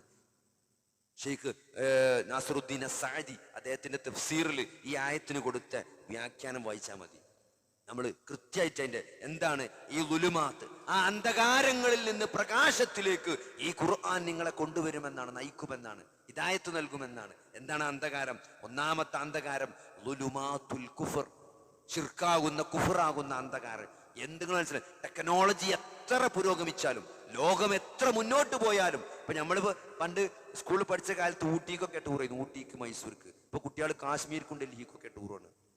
ഇനി കുറച്ചും കൂടി കഴിഞ്ഞാൽ നമ്മളൊക്കെ വല്യാപ്പാകുമ്പോൾ നമ്മളെ കുട്ടികൾ, പേരക്കുട്ടികൾ ഏകദേശം തോന്നുന്നത് ചന്ദ്രൻക്കൊക്കെ ടൂർ പോകുന്നതാണ് എനിക്ക് തോന്നുന്നത്. ഒരു 2055 ആകുമ്പോത്തിന് വാപ്പ, വല്യാപ്പ ഞാൻ നാളെ ചന്ദ്രനിൽ പോവാട്ടോ എന്ന് പറഞ്ഞാൽ നമ്മളെ പേരക്കുട്ടികൾ വരും. കാരണം അങ്ങനെ ഇപ്പൊ ഡൽഹി ആയി കുറച്ച് ന്യൂയോർക്ക് ആവും, പിന്നെ ഞാൻ ആകാശത്തേക്കല്ല പോകാനുള്ള. അപ്പോൾ തന്നെ റോക്കറ്റൊക്കെ വരും, റോക്കറ്റൊക്കെ അവിടെയൊക്കെ റോക്കറ്റ് സ്റ്റേഷനൊക്കെ വരും ഇൻഷാ അല്ലാഹ്. ഞാൻ പറഞ്ഞത് അങ്ങനെ ടെക്നോളജി പുരോഗമിച്ചാലും ഇപ്പൊ നമ്മള് ഏകദേശം സാധനം ഒന്നും വാങ്ങാൻ പോകണ്ട, ഫോണിൽ തോണ്ടിയാൽ തന്നെ നമ്മൾ പെരീക്കങ്ങോട്ട് സാധനങ്ങൾ വരുന്നൊരു സമയമായി. ഇനി ഒരു 10 കൊല്ലം 15 കൊല്ലം 20 കൊല്ലം കഴിയുമ്പോൾ ഞാൻ എന്താവും നമുക്കറിയില്ല. അങ്ങനെ ഇവിടെ ടെക്നോളജി നമ്മൾക്ക് തോന്നുന്ന സർവന്റ് ഒന്നും ഉണ്ടാവില്ല. ഇപ്പൊ തന്നെ സർവന്റിനെ കിട്ടാൻ പ്രയാസമാണ്. ഇനി റോബോട്ടൊക്കെ കാരം വരിക, അടുക്കളയിലൊക്കെ പണിയെടുക്കാനും വെച്ചുണ്ടാക്കാനൊക്കെ റോബോട്ട്. നമ്മളിങ്ങനെ മെസ്സേജ് അയച്ചാൽ ചായ ഇങ്ങനെ വരും, പറയും വേണ്ട, മെസ്സേജ് അയച്ചാൽ മതി. ഇപ്പൊ ഒരാൾ പറഞ്ഞാണ്, പെണ്ണുങ്ങളോടൊന്ന് നീങ്ങി കിടക്കാനിട്ട്, പെണ്ണുങ്ങൾ ഫോണായിട്ട് രണ്ടാളും രാത്രി ഇങ്ങനെ കിടക്കുക, ഒന്ന് നീങ്ങി കിടക്ക് വിള അറിഞ്ഞിട്ട് ഓള് കേൾക്കണില്ല. അവസാനം വാട്സപ്പിൽ വിളിച്ച് നീങ്ങി കിടക്കുക, അപ്പോൾ നീങ്ങി കിടന്നു. ഇപ്പൊ തന്നെ അതാണ് അവസ്ഥ. അപ്പൊ ഇനിയിപ്പോ സർവന്റൊക്കെ തോന്നുന്നത് അടുക്കള ചായ ഉണ്ടാക്കി എന്നൊക്കെ ഒരു മെസ്സേജ് ടൈപ്പ് ചെയ്താൽ റോബോട്ട് ചായ ഒക്കെ ഉണ്ടാക്കി വരും കിച്ചണിൽ. അതൊക്കെ ഞാൻ 50 കൊല്ലം കഴിഞ്ഞതൊക്കെ ഉണ്ടാവും. ഇതൊന്നും ഇപ്പൊ നടക്കുന്ന കാര്യമൊന്നും ഒരു 50 കൊല്ലം മുമ്പ് ഒരാൾ വിചാരിച്ച കാര്യങ്ങളല്ല. ഞാൻ ഇവിടെ പറഞ്ഞതരോ, ടെക്നോളജി എത്ര പുരോഗമിച്ചു. ഇവിടെ പണിയെടുക്കാൻ നാളെ ആമിനത്താത്തിയും നബീസ്താത്തേക്ക് വരുന്നതിന് പകരം റോബോട്ടൊക്കെ ഇനി പണിക്ക് വന്നാലും ലോകത്തിലെ ഏറ്റവും വലിയ അന്ധകാരം എന്നുള്ളത് ലോകാവസാനം വരെ ശിർക്കും കുഫ്റും തന്നെയാണ്. അള്ളാഹു അല്ലാത്ത ഒരാളെ വിളിച്ച് പ്രാർത്ഥിക്കുക, അള്ളാഹു അല്ലാത്ത ഒരാൾക്ക്, ഒരു നൂലിന്, ഒരു ചരടിന്, ഏതെങ്കിലും ജാറത്തിലെയോ ഏതെങ്കിലും മക്ബറയിലെ ഒരു ചരടിനോ നൂലിനോ ഒരു നെയ്യിനോ ഒരു വെള്ളത്തിനോ നിങ്ങളെ രോഗം മാറ്റാൻ കഴിയുമെന്ന് നിങ്ങൾ വിശ്വസിക്കുന്നുണ്ടെങ്കിൽ അത് തന്നെയാണ് ശിർക്ക്, അത് തന്നെയാണ് അള്ളാഹുവിൽ പങ്കുചേർക്കല്. അതിൽ യാതൊരു സംശയവുമില്ല. അതുകൊണ്ട് ശിർക്കാകുന്ന കുഫറാകുന്ന അന്ധകാരത്തിൽ നിന്ന് ഖുർആൻ നിങ്ങളെ മോചിപ്പിക്കും. അതുകൊണ്ട് സഹോദരങ്ങളെ, ശിർക്കും കുഫറും സംഭവിക്കാൻ പാടില്ല. ഞാൻ പറഞ്ഞതരോ, ഇത് നമ്മൾ ഇങ്ങനെയൊക്കെ ഇതൊക്കെ ഒരുവിധം മുജാഹിദീങ്ങളാണെന്ന് ഞാൻ വിചാരിച്ചത്. ശിർക്കിന്റെയും കുഫറിന്റെയും കാര്യത്തിലൊന്നും ഒരു സംശയവുമില്ലാത്ത 100% തൗഹീദ് മനസ്സിലാക്കിയ ആളുകളാണെങ്കിലും നമുക്ക് ചുറ്റുമുള്ള ആളുകൾ ഇപ്പോഴും ഈ പുഴുവരിക്കുന്ന വിശ്വാസമായിട്ടാണ് നടക്കുന്നത്. എത്ര പേഷ്യൻസ് ആണ് നമ്മൾ എല്ലൊക്കെ പൊട്ടിക്കാണ്ട് നേരാക്കാൻ വേണ്ടി കയ്യും കാലൊക്കെ ഒന്ന് വലിച്ച് നേരാക്കുമ്പോൾ ചെറിയ വേദന ഉണ്ടാവും. അപ്പോഴൊക്കെ മമ്പുറത്തെ തങ്ങളെ അല്ലെങ്കിൽ നാഗൂരാണ്ടവരെന്നും അല്ലെങ്കിൽ എന്താണ് പുതിയങ്ങാടി അവിടെ കിടക്കണ എന്താണ് ഓരോ ഷെയ്ഖന്മാരൊക്കെ വിളിച്ചതാണ്. നമ്മൾ കേൾക്കാത്ത പല ആൾക്കാരൊക്കെ വിളിച്ചതാണ് നമ്മളെ കുലദൈവങ്ങൾ എന്നറിയില്ലേ.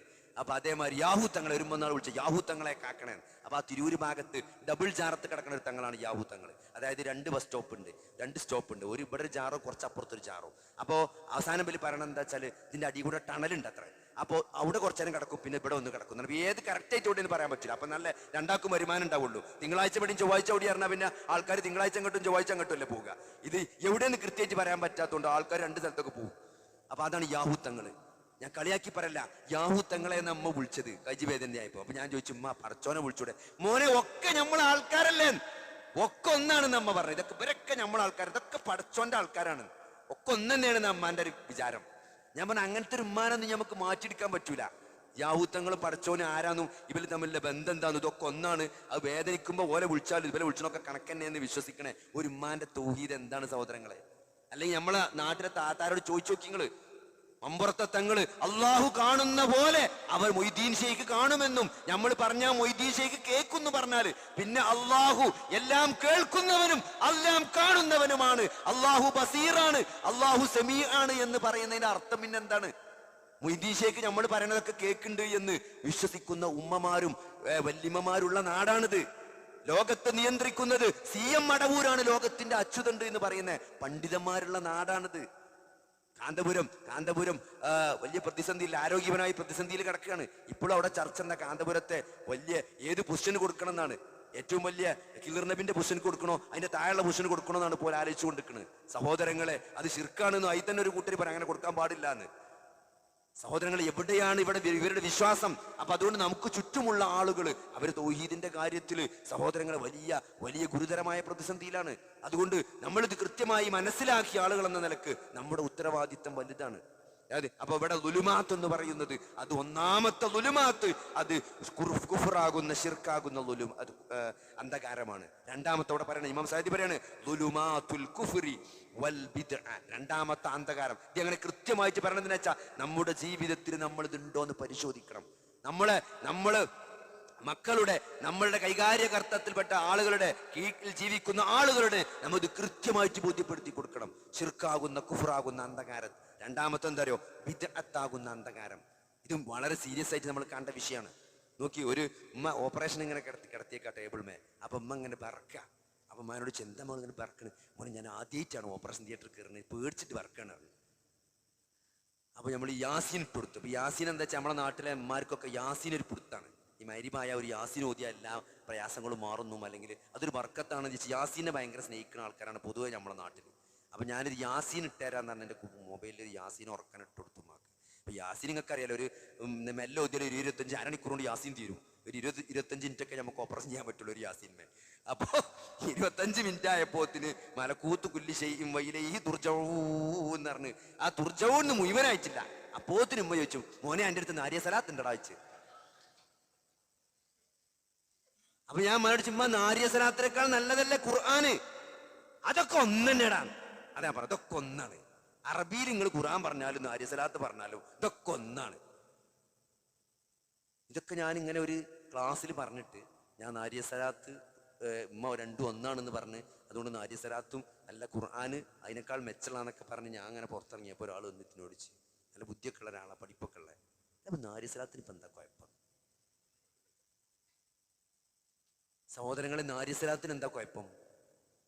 നിങ്ങൾ ആലോചിക്കും, നാരിയ സലാത്ത് എന്ന് പറഞ്ഞാല് ഈ സലാത്ത് എന്ന് പറഞ്ഞ പരിപാടി തന്നെ ഉണ്ടല്ലോ, വിശുദ്ധ ഖുർആനിലെ ആയത്താണ്. എന്താണ്? യാ അയ്യുഹല്ലദീന ആമനു, അല്ലയോ വിശ്വാസികളെ, നിങ്ങൾ അള്ളാന്റെ റസൂലിന്റെ പേരിൽ സ്വലാത്ത് ചെല്ലണം. സല്ലു അലൈ, എന്താണ്? ഇന്നല്ലാഹ വമലായികതു യുസല്ലൂന അലൻ നബി യാ അയ്യുഹല്ലദീന ആമനു സല്ലു അലൈഹി വസല്ലിമു തസ്ലീമ. അതാണ് അള്ളാഹു നമ്മളോട് സലാത്ത് ചെല്ലാൻ പറഞ്ഞ ആയത്താണ്. മലക്കളും അള്ളയൊക്കെ ചെല്ലട്, ഇങ്ങളും ചെല്ലിയടാ സലാത്ത് എന്നുള്ള പറയാണ്. ആ ആയത്തിന് ഇറങ്ങിയപ്പം സഹാബത്ത് വന്ന് നബിനോട് ചോദിക്കാണ്, സലാം ചെല്ലൽ എങ്ങനെ നബി എന്ന് ഞങ്ങൾക്കറിയാം, കാരണം ഞങ്ങൾ ചെല്ലുണ്ട്. അസ്സലാമു അലൈക യാ റസൂലല്ലാഹ്, ഞങ്ങൾ കാണുമ്പോൾ നബിനോട് സലാം ചെല്ലുണ്ട്. പക്ഷെ ഈ സലാത്ത് ചെല്ലാൻ അള്ള പറഞ്ഞല്ലോ, അതെങ്ങനെ ഞങ്ങൾക്ക് മനസ്സിലായിട്ടില്ല എന്നാണ്. അപ്പൊ അള്ളാന്റെ റസൂൽ പഠിപ്പിച്ചു കൊടുത്ത സലാത്താണ് ഇബ്രാഹിമി സലാത്ത്. നമ്മൾ അത്തയ്യാത്തിലൊക്കെ ഓതണ ആ സലാത്താണ് അള്ളാന്റെ റസൂല് പഠിപ്പിച്ചു കൊടുത്തത്. ഈ നാരിയ സലാത്ത് എന്ന് പറഞ്ഞ സലാത്ത് ഇവിടെ അടുത്ത് ആരോരാൾ എഴുതിണ്ടാക്കിയ സലാത്താണ്. അതന്നെ ഒരു ഇടങ്ങേറ് വരുമ്പം ചെല്ലേണ്ടതാണ്. 4444 വട്ടം എന്നൊക്കെ ഓൺ പറഞ്ഞതാണ്. അങ്ങനെ ചെല്ലിയാൽ നമ്മളെ പ്രയാസം നീങ്ങും. എന്നിട്ട് ആ സലാത്ത് അതിന്റെ അടിയിൽ അങ്ങ് പ്രയാസം നീക്കുന്ന നബിയെ എന്നൊക്കെയാണ് പറയണത്. സഹോദരങ്ങളെ, എന്ത് പ്രയാസാണ് നബി നീക്കി തരിക? നബിന്റെ ജീവിതത്തിലുണ്ടായ പ്രയാസം പോലും നബിക്ക് സ്വന്തം നീക്കാൻ പറ്റിയിട്ടില്ല. ഫാത്തിമ റളിയല്ലാഹുവിനോട് അള്ളാന്റെ റസൂൽ പറയാണ്, മോളെ നീ നരകത്തിൽ നിന്ന് നീ നിന്റെ തടിയെ കാത്തുകൊള്ളണം. മുഹമ്മദിന്റെ മകളായതുകൊണ്ട് രക്ഷിക്കാൻ കഴിയില്ലട്ടോ, അന്റെ തടി നെച്ചി കാത്തോന്നാണ്. നിങ്ങൾ നോക്കി, 6-ാമത്തെ വയസ്സിൽ ഉമ്മ മരിച്ചു. നബിന്റെ 6-ാമത്തെ വയസ്സിൽ ഉമ്മ മരിച്ചു. 8-ാമത്തെ വയസ്സിൽ അബ്ദുൽ മുത്തലിബ് മരിച്ചു, വല്യാപ്പ മരിച്ചു. പിന്നെ 8 വയസ്സ് മുതൽ അള്ളാന്റെ റസൂലിനെ നോക്കി സംരക്ഷിച്ചത് അബൂ ത്വാലിബാണ്. മക്കാ കാലഘട്ടത്തിന്റെ അവസാന കാലം വരെ, അബൂ ത്വാലിബ് മരിക്കുന്നത് വരെ അബൂ ത്വാലിബ് നബിക്ക് താങ്ങും തണലുമായിരുന്നു. ആ ചെറുപ്പം 8 വയസ്സായപ്പോൾ തുടങ്ങിയ ബന്ധാണ്. 8 വയസ്സിൽ വല്യാപ്പണ് മരിച്ചപ്പം വസിയത്താണ്, അബ്ദുൽ മുത്തലിബിന്റെ വസിയത്താണ്. അബൂ ത്വാലിബിനെ വിളിച്ചിട്ട് പറഞ്ഞു, നോക്കാ, ഈ മുഹമ്മദിനെ ഇജ്ജ് നോക്കണം, ബാപ്പല്ലാത്ത കുട്ടിയാണ്, എന്റെ കാലം കഴിഞ്ഞു, ഈ കുട്ടിനെ ഇജ്ജ് നോക്കണമെന്ന് അബൂ ത്വാലിബിനെ ഏൽപ്പിക്കാണ്. അവിടെ അബ്ബാസ് റളിയല്ലാഹുവിനുണ്ട്, അബൂലഹബുണ്ട്, കുറെ ആൾക്കാരുണ്ട്, ഓരോന്നും ഏൽപ്പിച്ചിട്ടില്ല. അബൂ ത്വാലിബിനെയാണ് അബ്ദുൽ മുത്തലിബ് ഏൽപ്പിച്ചത്. എന്നിട്ട് അബ്ദുൽ മുത്തലിബിന്റെ കൂടെയാണ് നബി ജീവിച്ചത്. എത്ര കാലം സഹോദരങ്ങളെ! നബി സല്ലല്ലാഹു അലൈഹി വസല്ലമ ഖദീജ ബീവിനെ കല്യാണം കഴിച്ച് വീട് മാറിപ്പോയപ്പോൾ ആ അബൂ ത്വാലിബിന്റെ വീട്ടിൽ നിന്ന് അലി റളിയല്ലാഹുവിനെ കൂട്ടിയിട്ടാണ് നബി പോയത്. നബി വീട് മാറിപ്പോയപ്പം നമ്മൾ സാധാരണ പറയും, ഒരു പേരെ ഒറ്റക്ക് ഉണ്ടാക്കി പോയാൽ പേടിക്കൊരു കുട്ടീനെ കൊണ്ടുപോകും. ചിലപ്പം പേടിക്ക് നിൽക്കാൻ അങ്ങനെ കൊണ്ടുപോയതല്ല അലി റളിയല്ലാഹുവിനെ കൊണ്ടുപോകാനുള്ള കാരണം എന്താരോ, നീ നബിന്റെ സീറ വായിച്ചാൽ മനസ്സിലാവും. അബൂ ത്വാലിബിന്റെ വീട്ടിൽ നിന്ന് അലി റളിയല്ലാഹുവിനെ നബി സ്വന്തം വീട്ടിലേക്ക് കൊണ്ടുപോകാനുള്ള കാരണം എന്താ വെച്ചാൽ, അബൂ ത്വാലിബിന്റെ വീട്ടിൽ മിക്ക ദിവസം പട്ടിണിയെന്നു. അവിടെ എല്ലാവർക്കും തന്നെ തിന്നാൻ കിട്ടണില്ല. അപ്പൊ ഒരു കുട്ടി അവിടെ നിന്ന് പോന്നാല് അവിടെ കിട്ടുന്നവർക്ക് തിന്നാലോ, ഈ കുട്ടിക്ക് ഇവിടെ തിന്നാൻ കൊടുക്കാലോ എന്ന് വിചാരിച്ചിട്ടാണ് അലി റളിയല്ലാഹുവിനെ കൂട്ടിക്കൊണ്ടത്. അത്രയും ദാരിദ്ര്യത്തിലാണ് അബൂ ത്വാലിബിന്റെ കൂടെ നബി ജീവിച്ചത്. എന്നിട്ടോ ആ ഒരു ഖുറൈശി തറവാട്ടിന്റെ മഹിമ കൊണ്ടും അബൂ ത്വാലിബിന്റെ പവർ കൊണ്ടും നബി സല്ലല്ലാഹു അലൈഹി വസല്ലമ പല പ്രതിസന്ധികളിലും അബൂ ത്വാലിബ് കൂടെ നിന്നിട്ടുണ്ട്. ആ അബൂ ത്വാലിബിനെ മുസ്ലിമാക്കാൻ നബിക്ക് സാധിച്ചിട്ടില്ല. യാ അം ഖുൽ ലാ ഇലാഹ ഇല്ലല്ലാഹ്, മുതാപ്പ നിങ്ങളൊന്ന് ലാ ഇലാഹ ഇല്ലല്ലാഹ് പറഞ്ഞേരി, എന്നാ എനിക്ക് അള്ളാന്റെ അടുത്ത് പറയാലോ എന്ന് പറഞ്ഞപ്പം എന്നിട്ട് പോലും ലാ ഇലാഹ ഇല്ലല്ലാഹ് പറഞ്ഞില്ല. നിങ്ങൾ ആലോചിച്ച് നോക്കി, ലാ ഇലാഹ ഇല്ലല്ലാഹ് വെറും ഒരു വാക്കല്ല. അങ്ങനെയാണെങ്കിൽ അബൂ ത്വാലിബ് പറയേണ്ടിയിരുന്നു. നബി സ്വല്ലല്ലാഹു അലൈഹി വസല്ലം അങ്ങനെയൊക്കെ നിർബന്ധിച്ചപ്പം എന്നാ ലാ ഇലാഹ ഇല്ലല്ലാഹ് എന്നാണ് പറയാന്ന്. ലാ ഇലാഹ ഇല്ലല്ലാഹ് വെറും ഒരു വാക്കല്ല, അതൊരു ആദർശമാണ്, അതൊരു പ്രത്യയശാസ്ത്രമാണ്, അതൊരു ജീവിതമാണ്.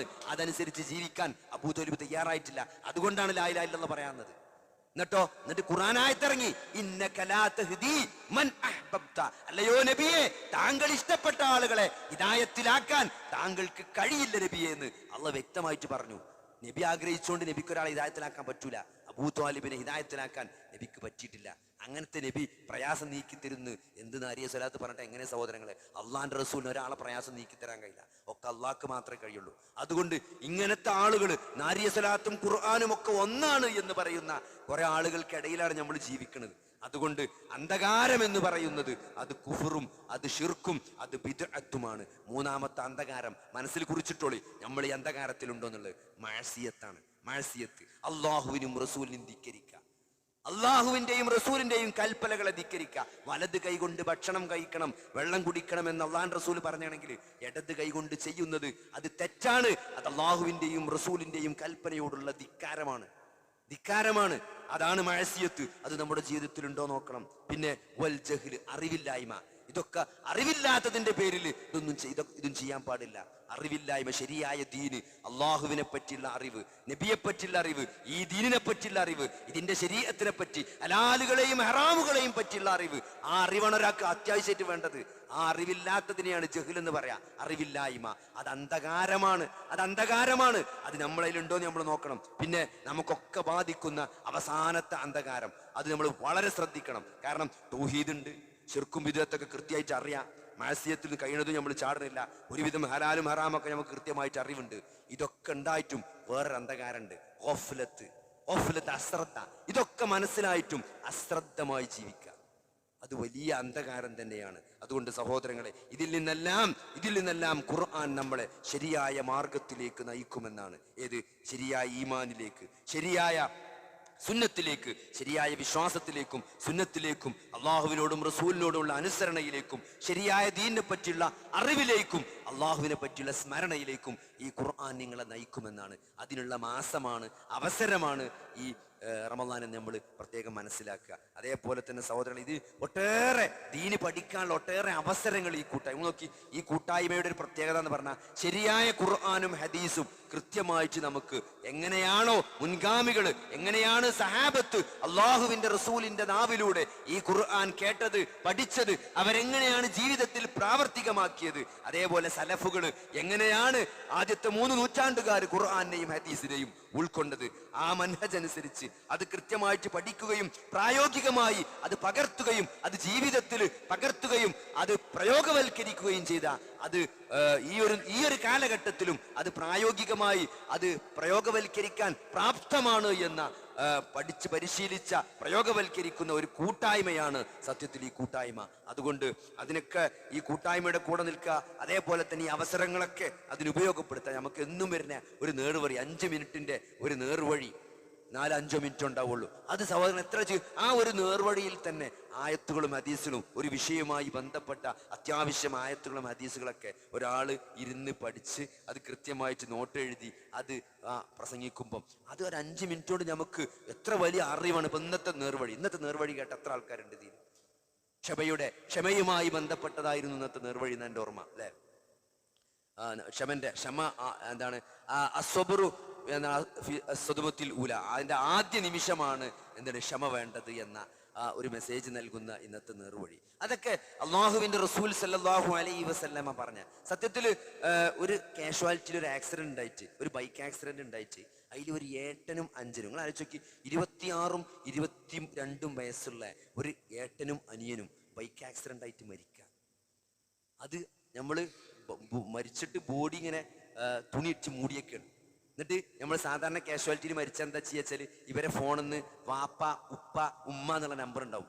ആൾക്കാർ സാധാരണ വാപ്പ, ഉപ്പ, ഉമ്മച്ചി, വാപ്പച്ചി എന്നൊക്കെയാണ് പലരും കൊടുക്കുക, വാപ്പ. അപ്പൊ ആ നമ്പർ നമ്മൾ സെർച്ച് ചെയ്തിട്ടാണ് നമ്പർ കണ്ടുപിടിക്കുക. എന്നിട്ട് എന്ത് ചെയ്യും? എന്നിട്ട് വിളിക്കും. അത് വിളിച്ചിട്ട് ഇതാ നമ്മുടെ 2 ആൾ ഇങ്ങനെ ആക്സിഡന്റ് ആയിട്ട് വന്നിട്ടുണ്ട് ഇന്ന ബൈക്കുമേൽ എന്ന് പറയുമ്പോൾ മരിച്ചു എന്ന് പറയില്ല. കാരണം മരിച്ചു എന്ന് പറഞ്ഞാൽ താങ്ങാൻ പറ്റില്ല. നിങ്ങൾ ആലോചിക്ക്, ഒരു 26-24 വയസ്സുള്ള ഒരു 8-നും 5-നും മരിച്ചു എന്നൊരു വാപ്പാനോട് പറയുമ്പോൾ അതിന്റെ ഒരു വിഷമം ഒരാൾക്കും താങ്ങാൻ കഴിയില്ല. ഒരു 26-24 വയസ്സ് ഒരാളെ വളർത്തി ആ ഒരു കോലത്തിലാക്കിയിട്ട് അത് ഒരു നിമിഷം കൊണ്ട് അത് മരിച്ചു എന്ന് പറയുമ്പം അത് ഒരാൾക്കും താങ്ങാൻ പറ്റാത്ത കാര്യമാണ്. അപ്പൊ ഇവിടെ ആക്സിഡന്റ് ആയിട്ട് ചെറിയ പരിക്കുണ്ട്, ഒന്നും കൂടി വരിന്ന് പറഞ്ഞിട്ടാ കൊണ്ടുവരാ. വന്നിട്ടാണ് ഇതൊക്കെ കാണുക. നിങ്ങൾ നോക്കി, ആ ഒരു അവസ്ഥ കാണുന്ന ഒരാളെ സംബന്ധിച്ചിടത്തോളം അയാളെ എന്ത് പറഞ്ഞിട്ടാണ് നമുക്ക് സമാധാനിപ്പിക്കാൻ പറ്റുക?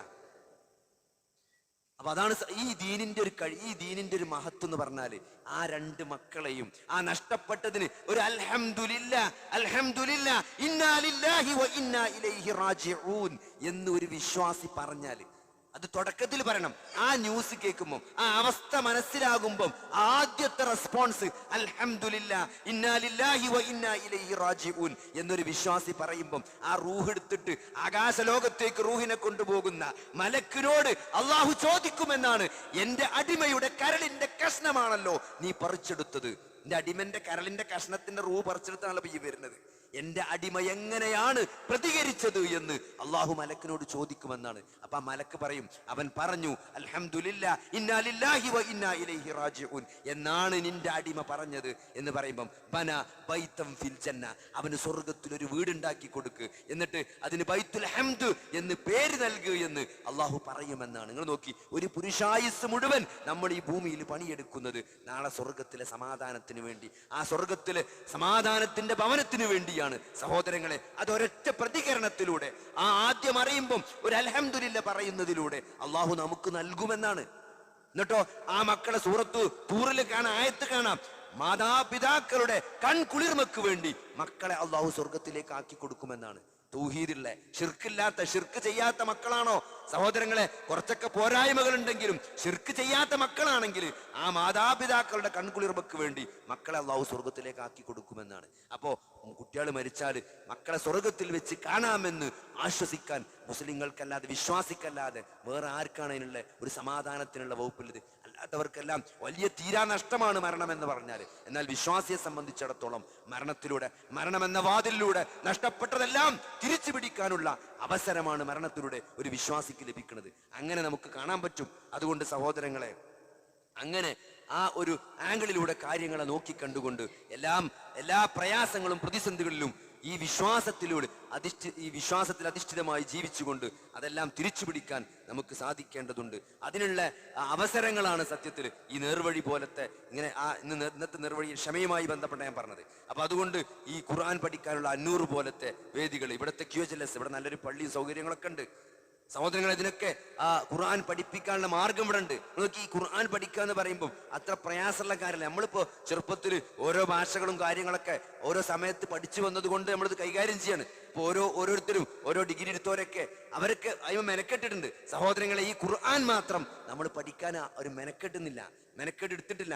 അതുകൊണ്ടാണ് സത്യത്തിൽ നമുക്കിത് പഠിക്കാൻ പറ്റാതെ പോയത്. അതുകൊണ്ട് കുറച്ചൊന്ന് മെനക്കെട്ടാല് അതിനുള്ള അവസരങ്ങളുണ്ട്. 500 പോലത്തെ QHLS പോലത്തെ അവസരങ്ങൾ ഖുർആൻ പഠിക്കാൻ നമുക്കുണ്ട്. അത് നമുക്ക് സീരിയസ് ആയിട്ട് കാണണം. കാരണം അത് പഠിക്കാതെയാണ് നമ്മൾ ഈ ലോകത്ത് നിന്ന് വിട്ടുപിരിഞ്ഞു പോകുന്നതെങ്കിൽ അത് വലിയൊരു തീരാ നഷ്ടമായിരിക്കും. കാരണം അതാണ് ഹുദ, അതാണ് സന്മാർഗം. അന്ധകാരങ്ങളിൽ നിന്ന് യഥാർത്ഥ പ്രകാശത്തിലേക്ക് നിങ്ങളെ ഹിദായത്ത് നൽകുന്ന ഈ വിശുദ്ധ ഖുർആൻ, അള്ളാഹു ആകാശ ലോകത്ത് നിന്ന് ഭൂമിയിലേക്കിട്ട അള്ളാഹുവിന്റെ കയറാണ് ഖുർആൻ. അതിന്റെ ഒരു തല നമ്മൾ മുറുകെ പിടിച്ചാൽ മറ്റേ തലക്കിൽ റബ്ബാണ്, അള്ളാഹുവാണ്. ഒരിക്കലും തന്നെ നമ്മൾ വഴിതെറ്റുകയില്ല എന്ന് നമ്മൾ മനസ്സിലാക്കുക. അതുകൊണ്ട് ഖുർആൻ പഠിക്കാനുള്ള അവസരങ്ങൾ, അതേപോലെ തന്നെ സഹോദരങ്ങളെ, സമ്പത്ത് കൊണ്ട്, നമ്മുടെ സമ്പത്ത്, നമ്മുടെ വരുമാനത്തിൽ നിന്ന് ഹലാലായ വരുമാനം നമ്മുടെ ദീനുമായി ബന്ധപ്പെട്ട കാര്യങ്ങൾക്ക്, നമ്മുടെ കൂടെ സഹജീവികളുടെ അവരുടെ പ്രയാസങ്ങളും പ്രതിസന്ധികളും കണ്ടറിഞ്ഞുകൊണ്ട്, അവർ ചോദിക്കാതെ തന്നെ കണ്ടറിഞ്ഞുകൊണ്ട് അവരെ സഹായിക്കാൻ, അതാണ് മാഷാ അള്ളാഹ് എന്ന് പറയുന്നത്. അതാണ് നമ്മൾ മാഷാ അള്ളാഹ് എന്ന് പറയുന്നത്. അതായത് ഇത്രയൊക്കെ അനുഗ്രഹങ്ങൾ അള്ളാഹു നമുക്ക് നൽകിയിട്ട് നമ്മളത് പ്രയാസപ്പെടുന്ന ഒരാളുകളെ പ്രയാസങ്ങൾ കണ്ടറിഞ്ഞുകൊണ്ട് നമുക്ക് അവരെ സഹായിക്കാൻ കഴിയണം. അതേപോലെ തന്നെ നമ്മുടെ പള്ളിയും മദ്രസയും നമ്മുടെ ദീനുമായി ബന്ധപ്പെട്ട കാര്യങ്ങൾക്ക് വേണ്ടിയുള്ള സാമ്പത്തിക ചെലവുകൾ നമ്മൾ അന്വേഷിക്കണം സഹോദരങ്ങളെ. നമ്മളെ മദ്രസയിൽ അവിടെ കിട്ടുന്ന ഫീസ് കൊണ്ട് അവിടുത്തെ ആ മദ്രസ നിലനിന്ന് പോകുന്നുണ്ടോ സഹോദരങ്ങളെ? മക്കളെ ദീൻ പഠിപ്പിക്കുക എന്ന് പറഞ്ഞാൽ വലിയ പ്രതിഫലമുള്ള കാര്യമാണ്. ആ മക്കൾ ദീൻ പഠിച്ച് അവരെ കർമ്മങ്ങൾ ചെയ്യുമ്പോഴൊക്കെ അതിനൊരു ഓരി നമുക്ക് കിട്ടുമെന്നാണ്.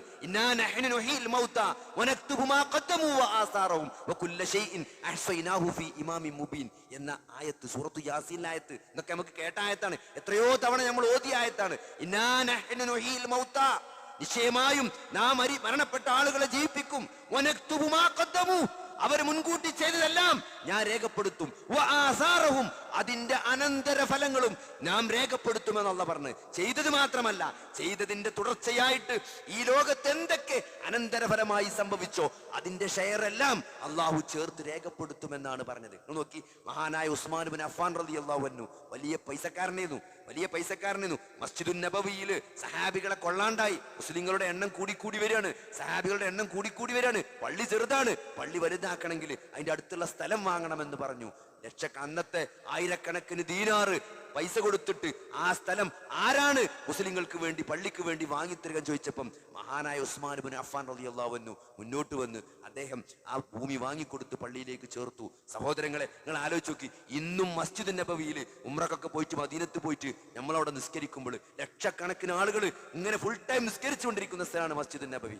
ആ മസ്ജിദ് നബവിയിൽ ഇന്നും ഒരാൾ പോയി നിസ്കരിക്കുമ്പോൾ അതിന്റെ പ്രതിഫലം മഹാനായ ഉസ്മാൻ ഇബ്നു അഫ്ഫാൻ റളിയല്ലാഹു അൻഹു കിട്ടിക്കൊണ്ടിരിക്കുകയാണ്. നമ്മൾ കുറഞ്ഞ കാലം ഈ ഭൂമികത്ത് ജീവിക്കുള്ളൂ. ഒരു 50 or 60 വയസ്സ് നമ്മൾ ജീവിക്കും. സഹോദരങ്ങളെ, നമ്മൾ ഇവിടുന്ന് പിരിഞ്ഞു പോയാൽ നമ്മുടെ രേഖയിലേക്ക് ലോകാവസാനം വരെ വന്നുകൊണ്ടിരിക്കുന്ന എന്തെങ്കിലും ഒരു ചെറിയ നന്മകൾക്ക് തുടക്കം കുറിക്കാൻ നമുക്ക് പറ്റിയിട്ടുണ്ടോ സഹോദരങ്ങളെ? ഇമാം നവവി റഹ്മത്തുള്ള അദ്ദേഹം റിയാദുസ് സ്വാലിഹീൻ എന്ന ചെറിയൊരു കിതാബ് റിയാദുസ് സ്വാലിഹീൻ, നിങ്ങൾ ആലോചിച്ച് അതിന്റെ മുഖദ്ദിമയിൽ അദ്ദേഹം പറയുന്നുണ്ട് എന്തിനാണ് റിയാദുസ് സ്വാലിഹീൻ എഴുതിയെന്ന്. ചിതറിക്കിടക്കുന്ന അനേകം ഹദീസുകൾ അദ്ദേഹം ചെറുതായിട്ട് ക്രോഡീകരിച്ചാണ്. അവിടെ ഇവിടേക്കുള്ള കുറെ ഹദീസ് എടുത്തിട്ട് ജനങ്ങൾക്ക് അമൽ ചെയ്യാൻ വേണ്ടി, ജനങ്ങൾ കർമ്മങ്ങൾ ചെയ്തിട്ട് അവർക്ക് അതിന് പ്രയോജനം കിട്ടുമ്പം അതിന്റെ ഒരു പ്രതിഫലം എനിക്ക് കിട്ടണമെന്ന് ആഗ്രഹിച്ചുകൊണ്ട് അദ്ദേഹം എഴുതിയ കിതാബാണ് റിയാദുസ് സ്വാലിഹീൻ. നിങ്ങൾ ഇന്ന് ഏതെങ്കിലും ഒരു ബുക്ക് സ്റ്റാളിൽ ചെന്നിട്ട് റിയാദുസ് സ്വാലിഹീൻ ഉണ്ടോ ചോദിച്ചാൽ ഒരു 6 റിയാദുസ് സ്വാലിഹീൻ നിങ്ങൾക്ക് എടുത്തു തരും. സുന്നിയാൾ എഴുതിയത്, മുജാഹിദീങ്ങൾ എഴുതിയത്, എന്താണ് സുന്നി മുജാഹിദും അല്ലാത്ത ആൾക്കാർ എഴുതിയത്, അങ്ങനെ കുറെ റിയാദുസ് സ്വാലിഹീൻ മലയാളം, ഈ ലോക ഭൂപടത്തിൽ മലയാളം എന്ന ഭാഷ ആകെ 2-3 കോടി ആൾക്കാർ സംസാരിക്കണുള്ളൂ. ആ ഒരു മലയാളത്തിൽ പോലും ഒരു 5-6 റിയാദുസ് സ്വാലിഹീൻ നിങ്ങൾക്ക് കാണാൻ പറ്റും. നിങ്ങൾ ആലോചിച്ച് നോക്കി, ഈ ലോകത്ത് 159 ഭാഷകളിൽ വ്യത്യസ്ത ഓദർമാര്, ഗ്രന്ഥകർത്താക്കളെ അതിന് പരിഭാഷ എഴുതിയിട്ടുണ്ട്. അത്രയും വിശാലമായി കിടക്കാണ് റിയാദുസ് സ്വാലിഹീൻ. അന്ന് ഇമാം നവവി എഴുതിയ റിയാദുസ് സ്വാലിഹീൻ വ്യാഖ്യാനം എഴുതിയ ആളുകൾ ഇതൊക്കെ വായിച്ച് ആളുകൾ അമൽ ചെയ്യുമ്പം അതിന്റെ കൂലി ആർക്ക് കിട്ടിക്കൊണ്ടിരിക്കുകയാണ്? ഇമാം നവവിക്ക് ഇപ്പോഴും കിട്ടിക്കൊണ്ടിരിക്കുകയാണ്. സഹോദരങ്ങളെ, അങ്ങനെ നമ്മൾ മരിച്ചാലും നമ്മുടെ ഖബറിലേക്ക് വരുന്ന എന്ത് അമലാണ് സഹോദരങ്ങളെ നമ്മൾ ഈ ലോകത്ത് ബാക്കിക്ക്. പണ്ടത്തെ ആൾക്കാർ ഒരു തെങ്ങെങ്കിലും മദ്രസക്കും പള്ളിക്കും കൊടുക്കും. ആ മൂലക്കത്തെ തെങ്ങുണ്ടല്ലോ, ആ കാഴ്ച തോട്ടിന്റെ പക്കത്തുള്ള എപ്പോഴും തേങ്ങല്ലേ, അതിന് മദ്രസ കൊടുത്തലാന്ന് പറയും. എന്തിനാ സഹോദരങ്ങളെ? ആ തെങ്ങുള്ള കാലത്തോളം, അതിന് തേങ്ങുള്ള കാലത്തോളം ഈ ഖബറിലേക്ക് വല്യാപ്പാക്ക് പ്രതിഫലം കിട്ടിക്കൊണ്ടിരിക്കുകയാണ്. ആ അറ്റത്തെ പീടിയാമുറി അതിന് പള്ളിക്കണ് കൊടുത്തലാന്ന് പറഞ്ഞ എന്തുകൊണ്ടാണ്? ആ പള്ളിക്കത് വരുമാനമാണ്. അതിന്റെ പ്രതിഫലം ലോകാവസാനം വരെ ആ റൂം നിലനിൽക്കുന്ന കാലത്തോളം ആ വല്യാപ്പാക്ക് അത് കിട്ടിക്കൊണ്ടിരിക്കും. അതുകൊണ്ട് സഹോദരങ്ങളെ, ഒരു ചെറിയ ജീവിതമാണെങ്കിലും നമ്മൾ ഇവിടുന്ന് അങ്ങോട്ട് പോയാലും ഒരു ലോകാവസാനം വരെ നമ്മുടെ ഖബറിലേക്ക് എത്തുന്ന എന്ത് പ്രവർത്തനം നമുക്ക് ചെയ്യാൻ പറ്റും എന്ന് നമ്മൾ ആലോചിക്കണം സഹോദരങ്ങളെ. കാരണം ഇതൊക്കെ ബാക്കി ഉണ്ടാവുള്ളൂ. ബാക്കി നമ്മൾ ചെലവാക്കിയതൊന്നും ഇവിടെ ബാക്കി ഉണ്ടാവില്ല. അനന്തരാവകാശമായി നമ്മൾ കുറെ സ്ഥലങ്ങളും കുറെ സ്വത്തുക്കളും മക്കൾക്കൊക്കെ കൊടുത്തു പോയിട്ടുണ്ടെങ്കിൽ അതിനൊക്കെ നമുക്കൊരു ചെറിയ കൂലി ഉണ്ടാവും. എന്നാലും അള്ളാഹു നമ്മുടെ ഖബറിലേക്ക് വരവിന് വേണ്ടി അതിൽ നമ്മളൊരു പിഷ്കത്തരം കാണിക്കന്നെ വേണം. നമുക്ക് നമ്മുടെ ഖബർക്ക് നിന്നിട്ട് അതിന് നമ്മളൊരു സ്വാർത്ഥത കാണിക്കണം സഹോദരങ്ങളെ. അതിനുവേണ്ടി ഇവിടുത്തെ പള്ളിയാകട്ടെ, മദ്രസയാകട്ടെ, ഈ മദ്രസ, ഞാൻ അത് മദ്രസ പണ്ട് കാര്യം പ്രത്യേകം പറയാൻ കാരണം എന്താ വെച്ചാൽ, ഒരു കുട്ടി ഒരു അറിവ് പഠിച്ച് അവന് വലിയ പണ്ഡിതനായി അവൻ വലിയ ഗ്രന്ഥങ്ങൾ രചിച്ച് പ്രഭാഷണങ്ങൾ നടത്തി ഒരു വലിയ ആളായാൽ അതിന്റെ പ്രതിഫലമൊക്കെ ആ മദ്രസ ഉണ്ടാക്കിയ ആൾക്കാർക്കും അവൻ പഠിക്കാൻ കാരണമായ ആൾക്കാർക്കൊക്കെ ഒരു ഷെയർ അള്ളാഹു രേഖപ്പെടുത്തുമെന്നാണ്. അതാണ് ഇന്നാ നഹ്നു നുഹ്യിൽ മൗത വനക്തുബു മാ ഖദ്ദമു വആസാറഹും വകുല്ല ഷൈഇൻ അഹ്സൈനാഹു ഫീ ഇമാമിൻ മുബീൻ എന്ന ആയത്ത് ഓതിയപ്പം ഉസ്മാൻ ഇബ്നു അഫ്ഫാൻ റളിയല്ലാഹു അൻഹു അത് മനസ്സിലായി, ഇമാം ബുഖാരിക്ക് അത് മനസ്സിലായി, ഇമാം നവവിക്ക് അത് മനസ്സിലായി. സഹോദരങ്ങളെ, നമുക്കത് മനസ്സിലായിട്ടില്ലേ? അതുകൊണ്ട് അത്തരത്തിലുള്ള കാര്യങ്ങൾ നമ്മൾ ശ്രദ്ധ പതിക്കണം. നമ്മുടെ സാലറിയിൽ നിന്നും നമ്മുടെ വരുമാനത്തിൽ നിന്നുമെല്ലാം ഇതൊക്കെ നിലനിന്ന് ഈ ദീൻ ഇങ്ങനെ ഇവിടുത്തെ മതകാര്യങ്ങളുമെല്ലാം ദീൻ അതിന്റെ ചട്ടക്കൂടനുസരിച്ച് നിലനിന്ന് പോകാനുള്ള കാര്യങ്ങൾക്ക് നമ്മുടേതായ ഒരു ഷെയർ നമ്മൾ നൽകണം. നമ്മൾ നോക്കി, മഹാനായ അബ്ദുറഹ്മാൻ ഇബ്നു ഔഫ്, ഏറ്റവും വലിയ ധനാഢ്യനായ, ഇനി നമ്മൾ ബിൽ ഗേറ്റ്സ് എന്നൊക്കെ പറയാൻ പറ്റിയ അത്ര രൂപത്തിൽ പൈസക്കാരനായ ഒരു സഹാബിയായിരുന്നു മഹാനായ അബ്ദുറഹ്മാൻ ഇബ്നു ഔഫ്. ആയിഷ റളിയല്ലാഹു അൻഹ പറയാണ്, ചരിത്രത്തിൽ നമുക്ക് കാണാൻ പറ്റും. ആയിഷ റളിയല്ലാഹു അൻഹ പറയാണ്, എന്താണ്, ഒരു ദിവസം ഒരു വലിയ കാരവൻ കടന്നു പോകുന്ന ശബ്ദം കേൾക്കുകയാണ്. ഭയങ്കര സൗണ്ട്. ഒരു വലിയ യാത്രാ സംഘം, കച്ചവട സംഘം ഇങ്ങനെ കടന്നു പോണ ശബ്ദം കേട്ടിട്ട് ആയിഷ റളിയല്ലാഹു അൻഹ തന്റെ ഭൃത്യയോട് ചോദിച്ചു, എന്താണ് പുറത്ത് വലിയ ശബ്ദം കേൾക്കുന്നത് എന്ന് പറഞ്ഞപ്പം ആ സ്ത്രീ പുറത്തു നോക്കി പോയിട്ട് തിരിച്ചു വന്നിട്ട് പറഞ്ഞു, അത് അബ്ദുറഹ്മാൻ ഇബ്നു ഔഫിന്റെ ഒട്ടകം, അദ്ദേഹത്തിന്റെ കച്ചവട സംഘം 1000 ഒട്ടകം എന്ന് പറഞ്ഞു. 1000 ഒട്ടകവും അതിന്റെ മേലെ കച്ചവടത്തിന്റെ സാധനങ്ങളുമായിട്ട് അബ്ദുറഹ്മാൻ ഇബ്നു ഔഫിന്റെ കച്ചവട സംഘം നടന്നു പോകുന്ന ഒച്ചയാണ് ഈ കേൾക്കണെന്നാ പറഞ്ഞത്. അപ്പോ ആയിഷ റളിയല്ലാഹു അൻഹ പറഞ്ഞു എന്നാണ്, അള്ളാഹു വളരെ വളരെ കാരുണ്യം ചെയ്ത, അനുഗ്രഹം ചെയ്തൊരു വ്യക്തിയാണ് മഹാനായ അബ്ദുറഹ്മാൻ ഇബ്നു ഔഫ് എന്ന്. എന്നിട്ടോ അദ്ദേഹം അന്ന് മദീനയിൽ ക്ഷാമുള്ള സമയമാണ്, മദീനയിൽ കുറച്ച് ബുദ്ധിമുട്ടുള്ള സമയത്താണ് ഈ 1000 ഒട്ടകത്തിന്റെ മേലെ ഷ്യാമിൽ നിന്ന് കച്ചവട സാധനങ്ങളുമായിട്ട് അബ്ദുറഹ്മാൻ ബിൻ ഔഫ് മദീനയിലേക്ക് വരുന്നത്. അപ്പൊ മദീനയിലെ കച്ചവടക്കാർ മുഴുവൻ ഈ സാധനങ്ങൾക്ക് കാത്തുക്കാണ് വില പറയാൻ വേണ്ടിയിട്ട്. അങ്ങനെ ഒരരട്ടിയല്ല 10 ഇരട്ടിയല്ല 2, 3, 4, 5 അങ്ങനെ വില കൂട്ടി പറഞ്ഞ് സാധനം വാങ്ങാൻ ശ്രമിച്ചപ്പം അബ്ദുറഹ്മാൻ ബിൻ ഔഫ് പറഞ്ഞ എന്താ അറിയോ, അതൊക്കെ വിറ്റുപോയി എന്നാണ്, ഇതൊക്കെ ആദ്യം കച്ചവടമായിക്കണെന്ന് പറഞ്ഞു. എന്താപ്പോ അപ്പൊ എത്രക്കാണ് ചോദിച്ചു, 700 ഇരട്ടിക്ക് ഇത് കച്ചവടമായി കഴിഞ്ഞതാണ്. ഇത് നിങ്ങളിപ്പോ 10 പറഞ്ഞത്, ഇത് 700 ഇരട്ടിക്ക് ആദ്യം വിറ്റ് പോയിക്കണെന്ന് പറഞ്ഞു. അപ്പോ അതെങ്ങനെ സഹോദരങ്ങളെ? അപ്പൊ ചോദിക്കാണ്, അതെന്താണ്? അത് ഒരു നന്മക്ക് 1 700 ഇരട്ടി പ്രതിഫലം നൽകുന്ന ഒരു അല്ലാഹുവിലാണ് ഞാൻ വിശ്വസിക്കുന്നത് എന്ന് പറഞ്ഞിട്ട് അത് മദീനയിലെ ആളുകൾക്ക് ഫ്രീ ആയിട്ടാണ് കൊടുത്തേക്കാണ്. 700 ഇരട്ടി പ്രതിഫലം. ഇവിടെ 10 വില വിളിച്ചിങ്ങനെ ലേലം വിളിച്ച് നിൽക്കുമ്പോഴാണ് 700 കൊടുത്തു കഴിഞ്ഞു പറഞ്ഞത്.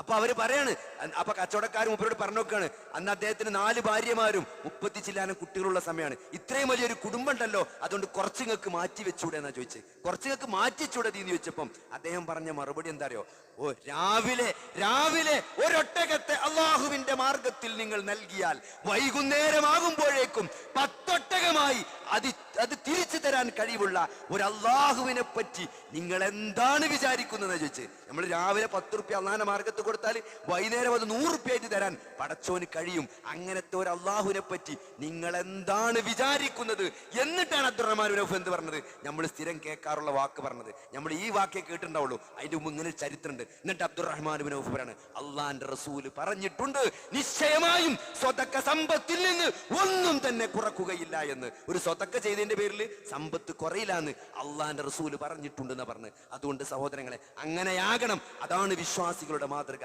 അതാണ് വിശ്വാസികൾക്കുള്ള പ്രചോദനം. അതുകൊണ്ട് സഹോദരങ്ങളെ, ഉണ്ടാകണ സമ്പത്ത് ദീനിനു വേണ്ടി, പാവങ്ങൾക്ക് വേണ്ടി ഒരു നല്ല തൃപ്തിപ്പെട്ടുകൊണ്ട്, ഇതൊക്കെ പടച്ചോൻ നഷ്ടം വരുത്തൂല എന്ന് നല്ല ബോധ്യത്തോടുകൂടി തൃപ്തിയോടുകൂടി ആളുകൾ ഇങ്ങനെ ചൊറിഞ്ഞ് മാന്തി കുത്തി നമ്മളേക്കൊന്ന് വാങ്ങല്ല, നമ്മളെ മനസ്സിന്റെ ഉള്ളിൽ നിന്നിട്ട് എടുത്തു കൊടുക്കാൻ നമുക്ക് പ്രചോദനമാകട്ടെ. കാരണം ഈ മരണം എന്ന കവാടത്തിലൂടെ നമ്മളെല്ലാവരും യാത്ര പോകേണ്ടി വരുമെന്നൊരു ബോധത്തോടു കൂടി ഈ കർമ്മങ്ങളൊക്കെ വിചാരണക്ക് വന്ന് നാളെ റബ്ബിന്റെ മുമ്പിൽ ഒരു ശക്തമായ വിചാരണയെ നമ്മൾ നേരിടേണ്ടി വരുമെന്ന ബോധത്തോടു കൂടി ഈ കർമ്മങ്ങളെല്ലാം കൃത്യമായിട്ട് ചെയ്യാനും നല്ല ഉദ്ദേശത്തോടു കൂടി അമൽ ചെയ്യാനും അള്ളാഹു നമുക്ക് തൗഫീക്ക് നൽകുമാറാകട്ടെ. അതിനുള്ള ഒരു അവസരമാണ് ഈ റമദാൻ. അങ്ങനെ റമദാനെ പോസിറ്റീവായിട്ട് ഉപയോഗപ്പെടുത്തിക്കൊണ്ട് റമദാൻ നമുക്ക് അനുകൂലമായി സാക്ഷി പറയുന്ന ആളുകളിൽ അള്ളാഹു നമ്മളെ ഉൾപ്പെടുത്തുമാറാകട്ടെ. റയ്യാൻ എന്ന കവാടത്തിലൂടെ സ്വർഗത്തിൽ പ്രവേശിക്കുന്ന, ഇന്ന് തുടക്കത്തിൽ സൂചിപ്പിച്ച ഉക്കാശയുടെ ഹദീസിൽ പറഞ്ഞതുപോലെ 70,000 ആളുകൾ വിചാരണ കൂടാതെ സ്വർഗത്തിൽ പോകുന്ന ആ 70,000 ആളുകളിൽ അള്ളാഹു നമ്മളെ ഉൾപ്പെടുത്തുമാറാകട്ടെ. റബ്ബനാ ആതിനാ ഫിദ്ദുനിയ ഹസനതൻ വഫിൽ ആഖിറതി ഹസനതൻ വഖിനാ അദാബന്നാർ. اللهم اغفر للمؤمنين والمؤمنات والمسلمين والمسلمات. اللهم اعز الاسلام والمسلمين واذل الشرك والمشركين. ربنا ظلمنا انفسنا وان لم تغفر لنا وترحمنا لنكونن من الخاسرين. ربنا هب لنا من ازواجنا وذرياتنا قرة اعين واجعلنا للمتقين اماما. اللهم احينا على الكتاب والسنه وامتنا مع الايمان والتوبه. توفنا مسلمين والحقنا بالصالحين. ربنا لا تزغ قلوبنا بعد إذ هديتنا وهب لنا من لدنك رحمة إنك أنت الوهاب. اللهم يا مقلب القلوب ثبت قلوبنا على دينك. اللهم يا مسرف القلوب صرف قلوبنا على طاعتك.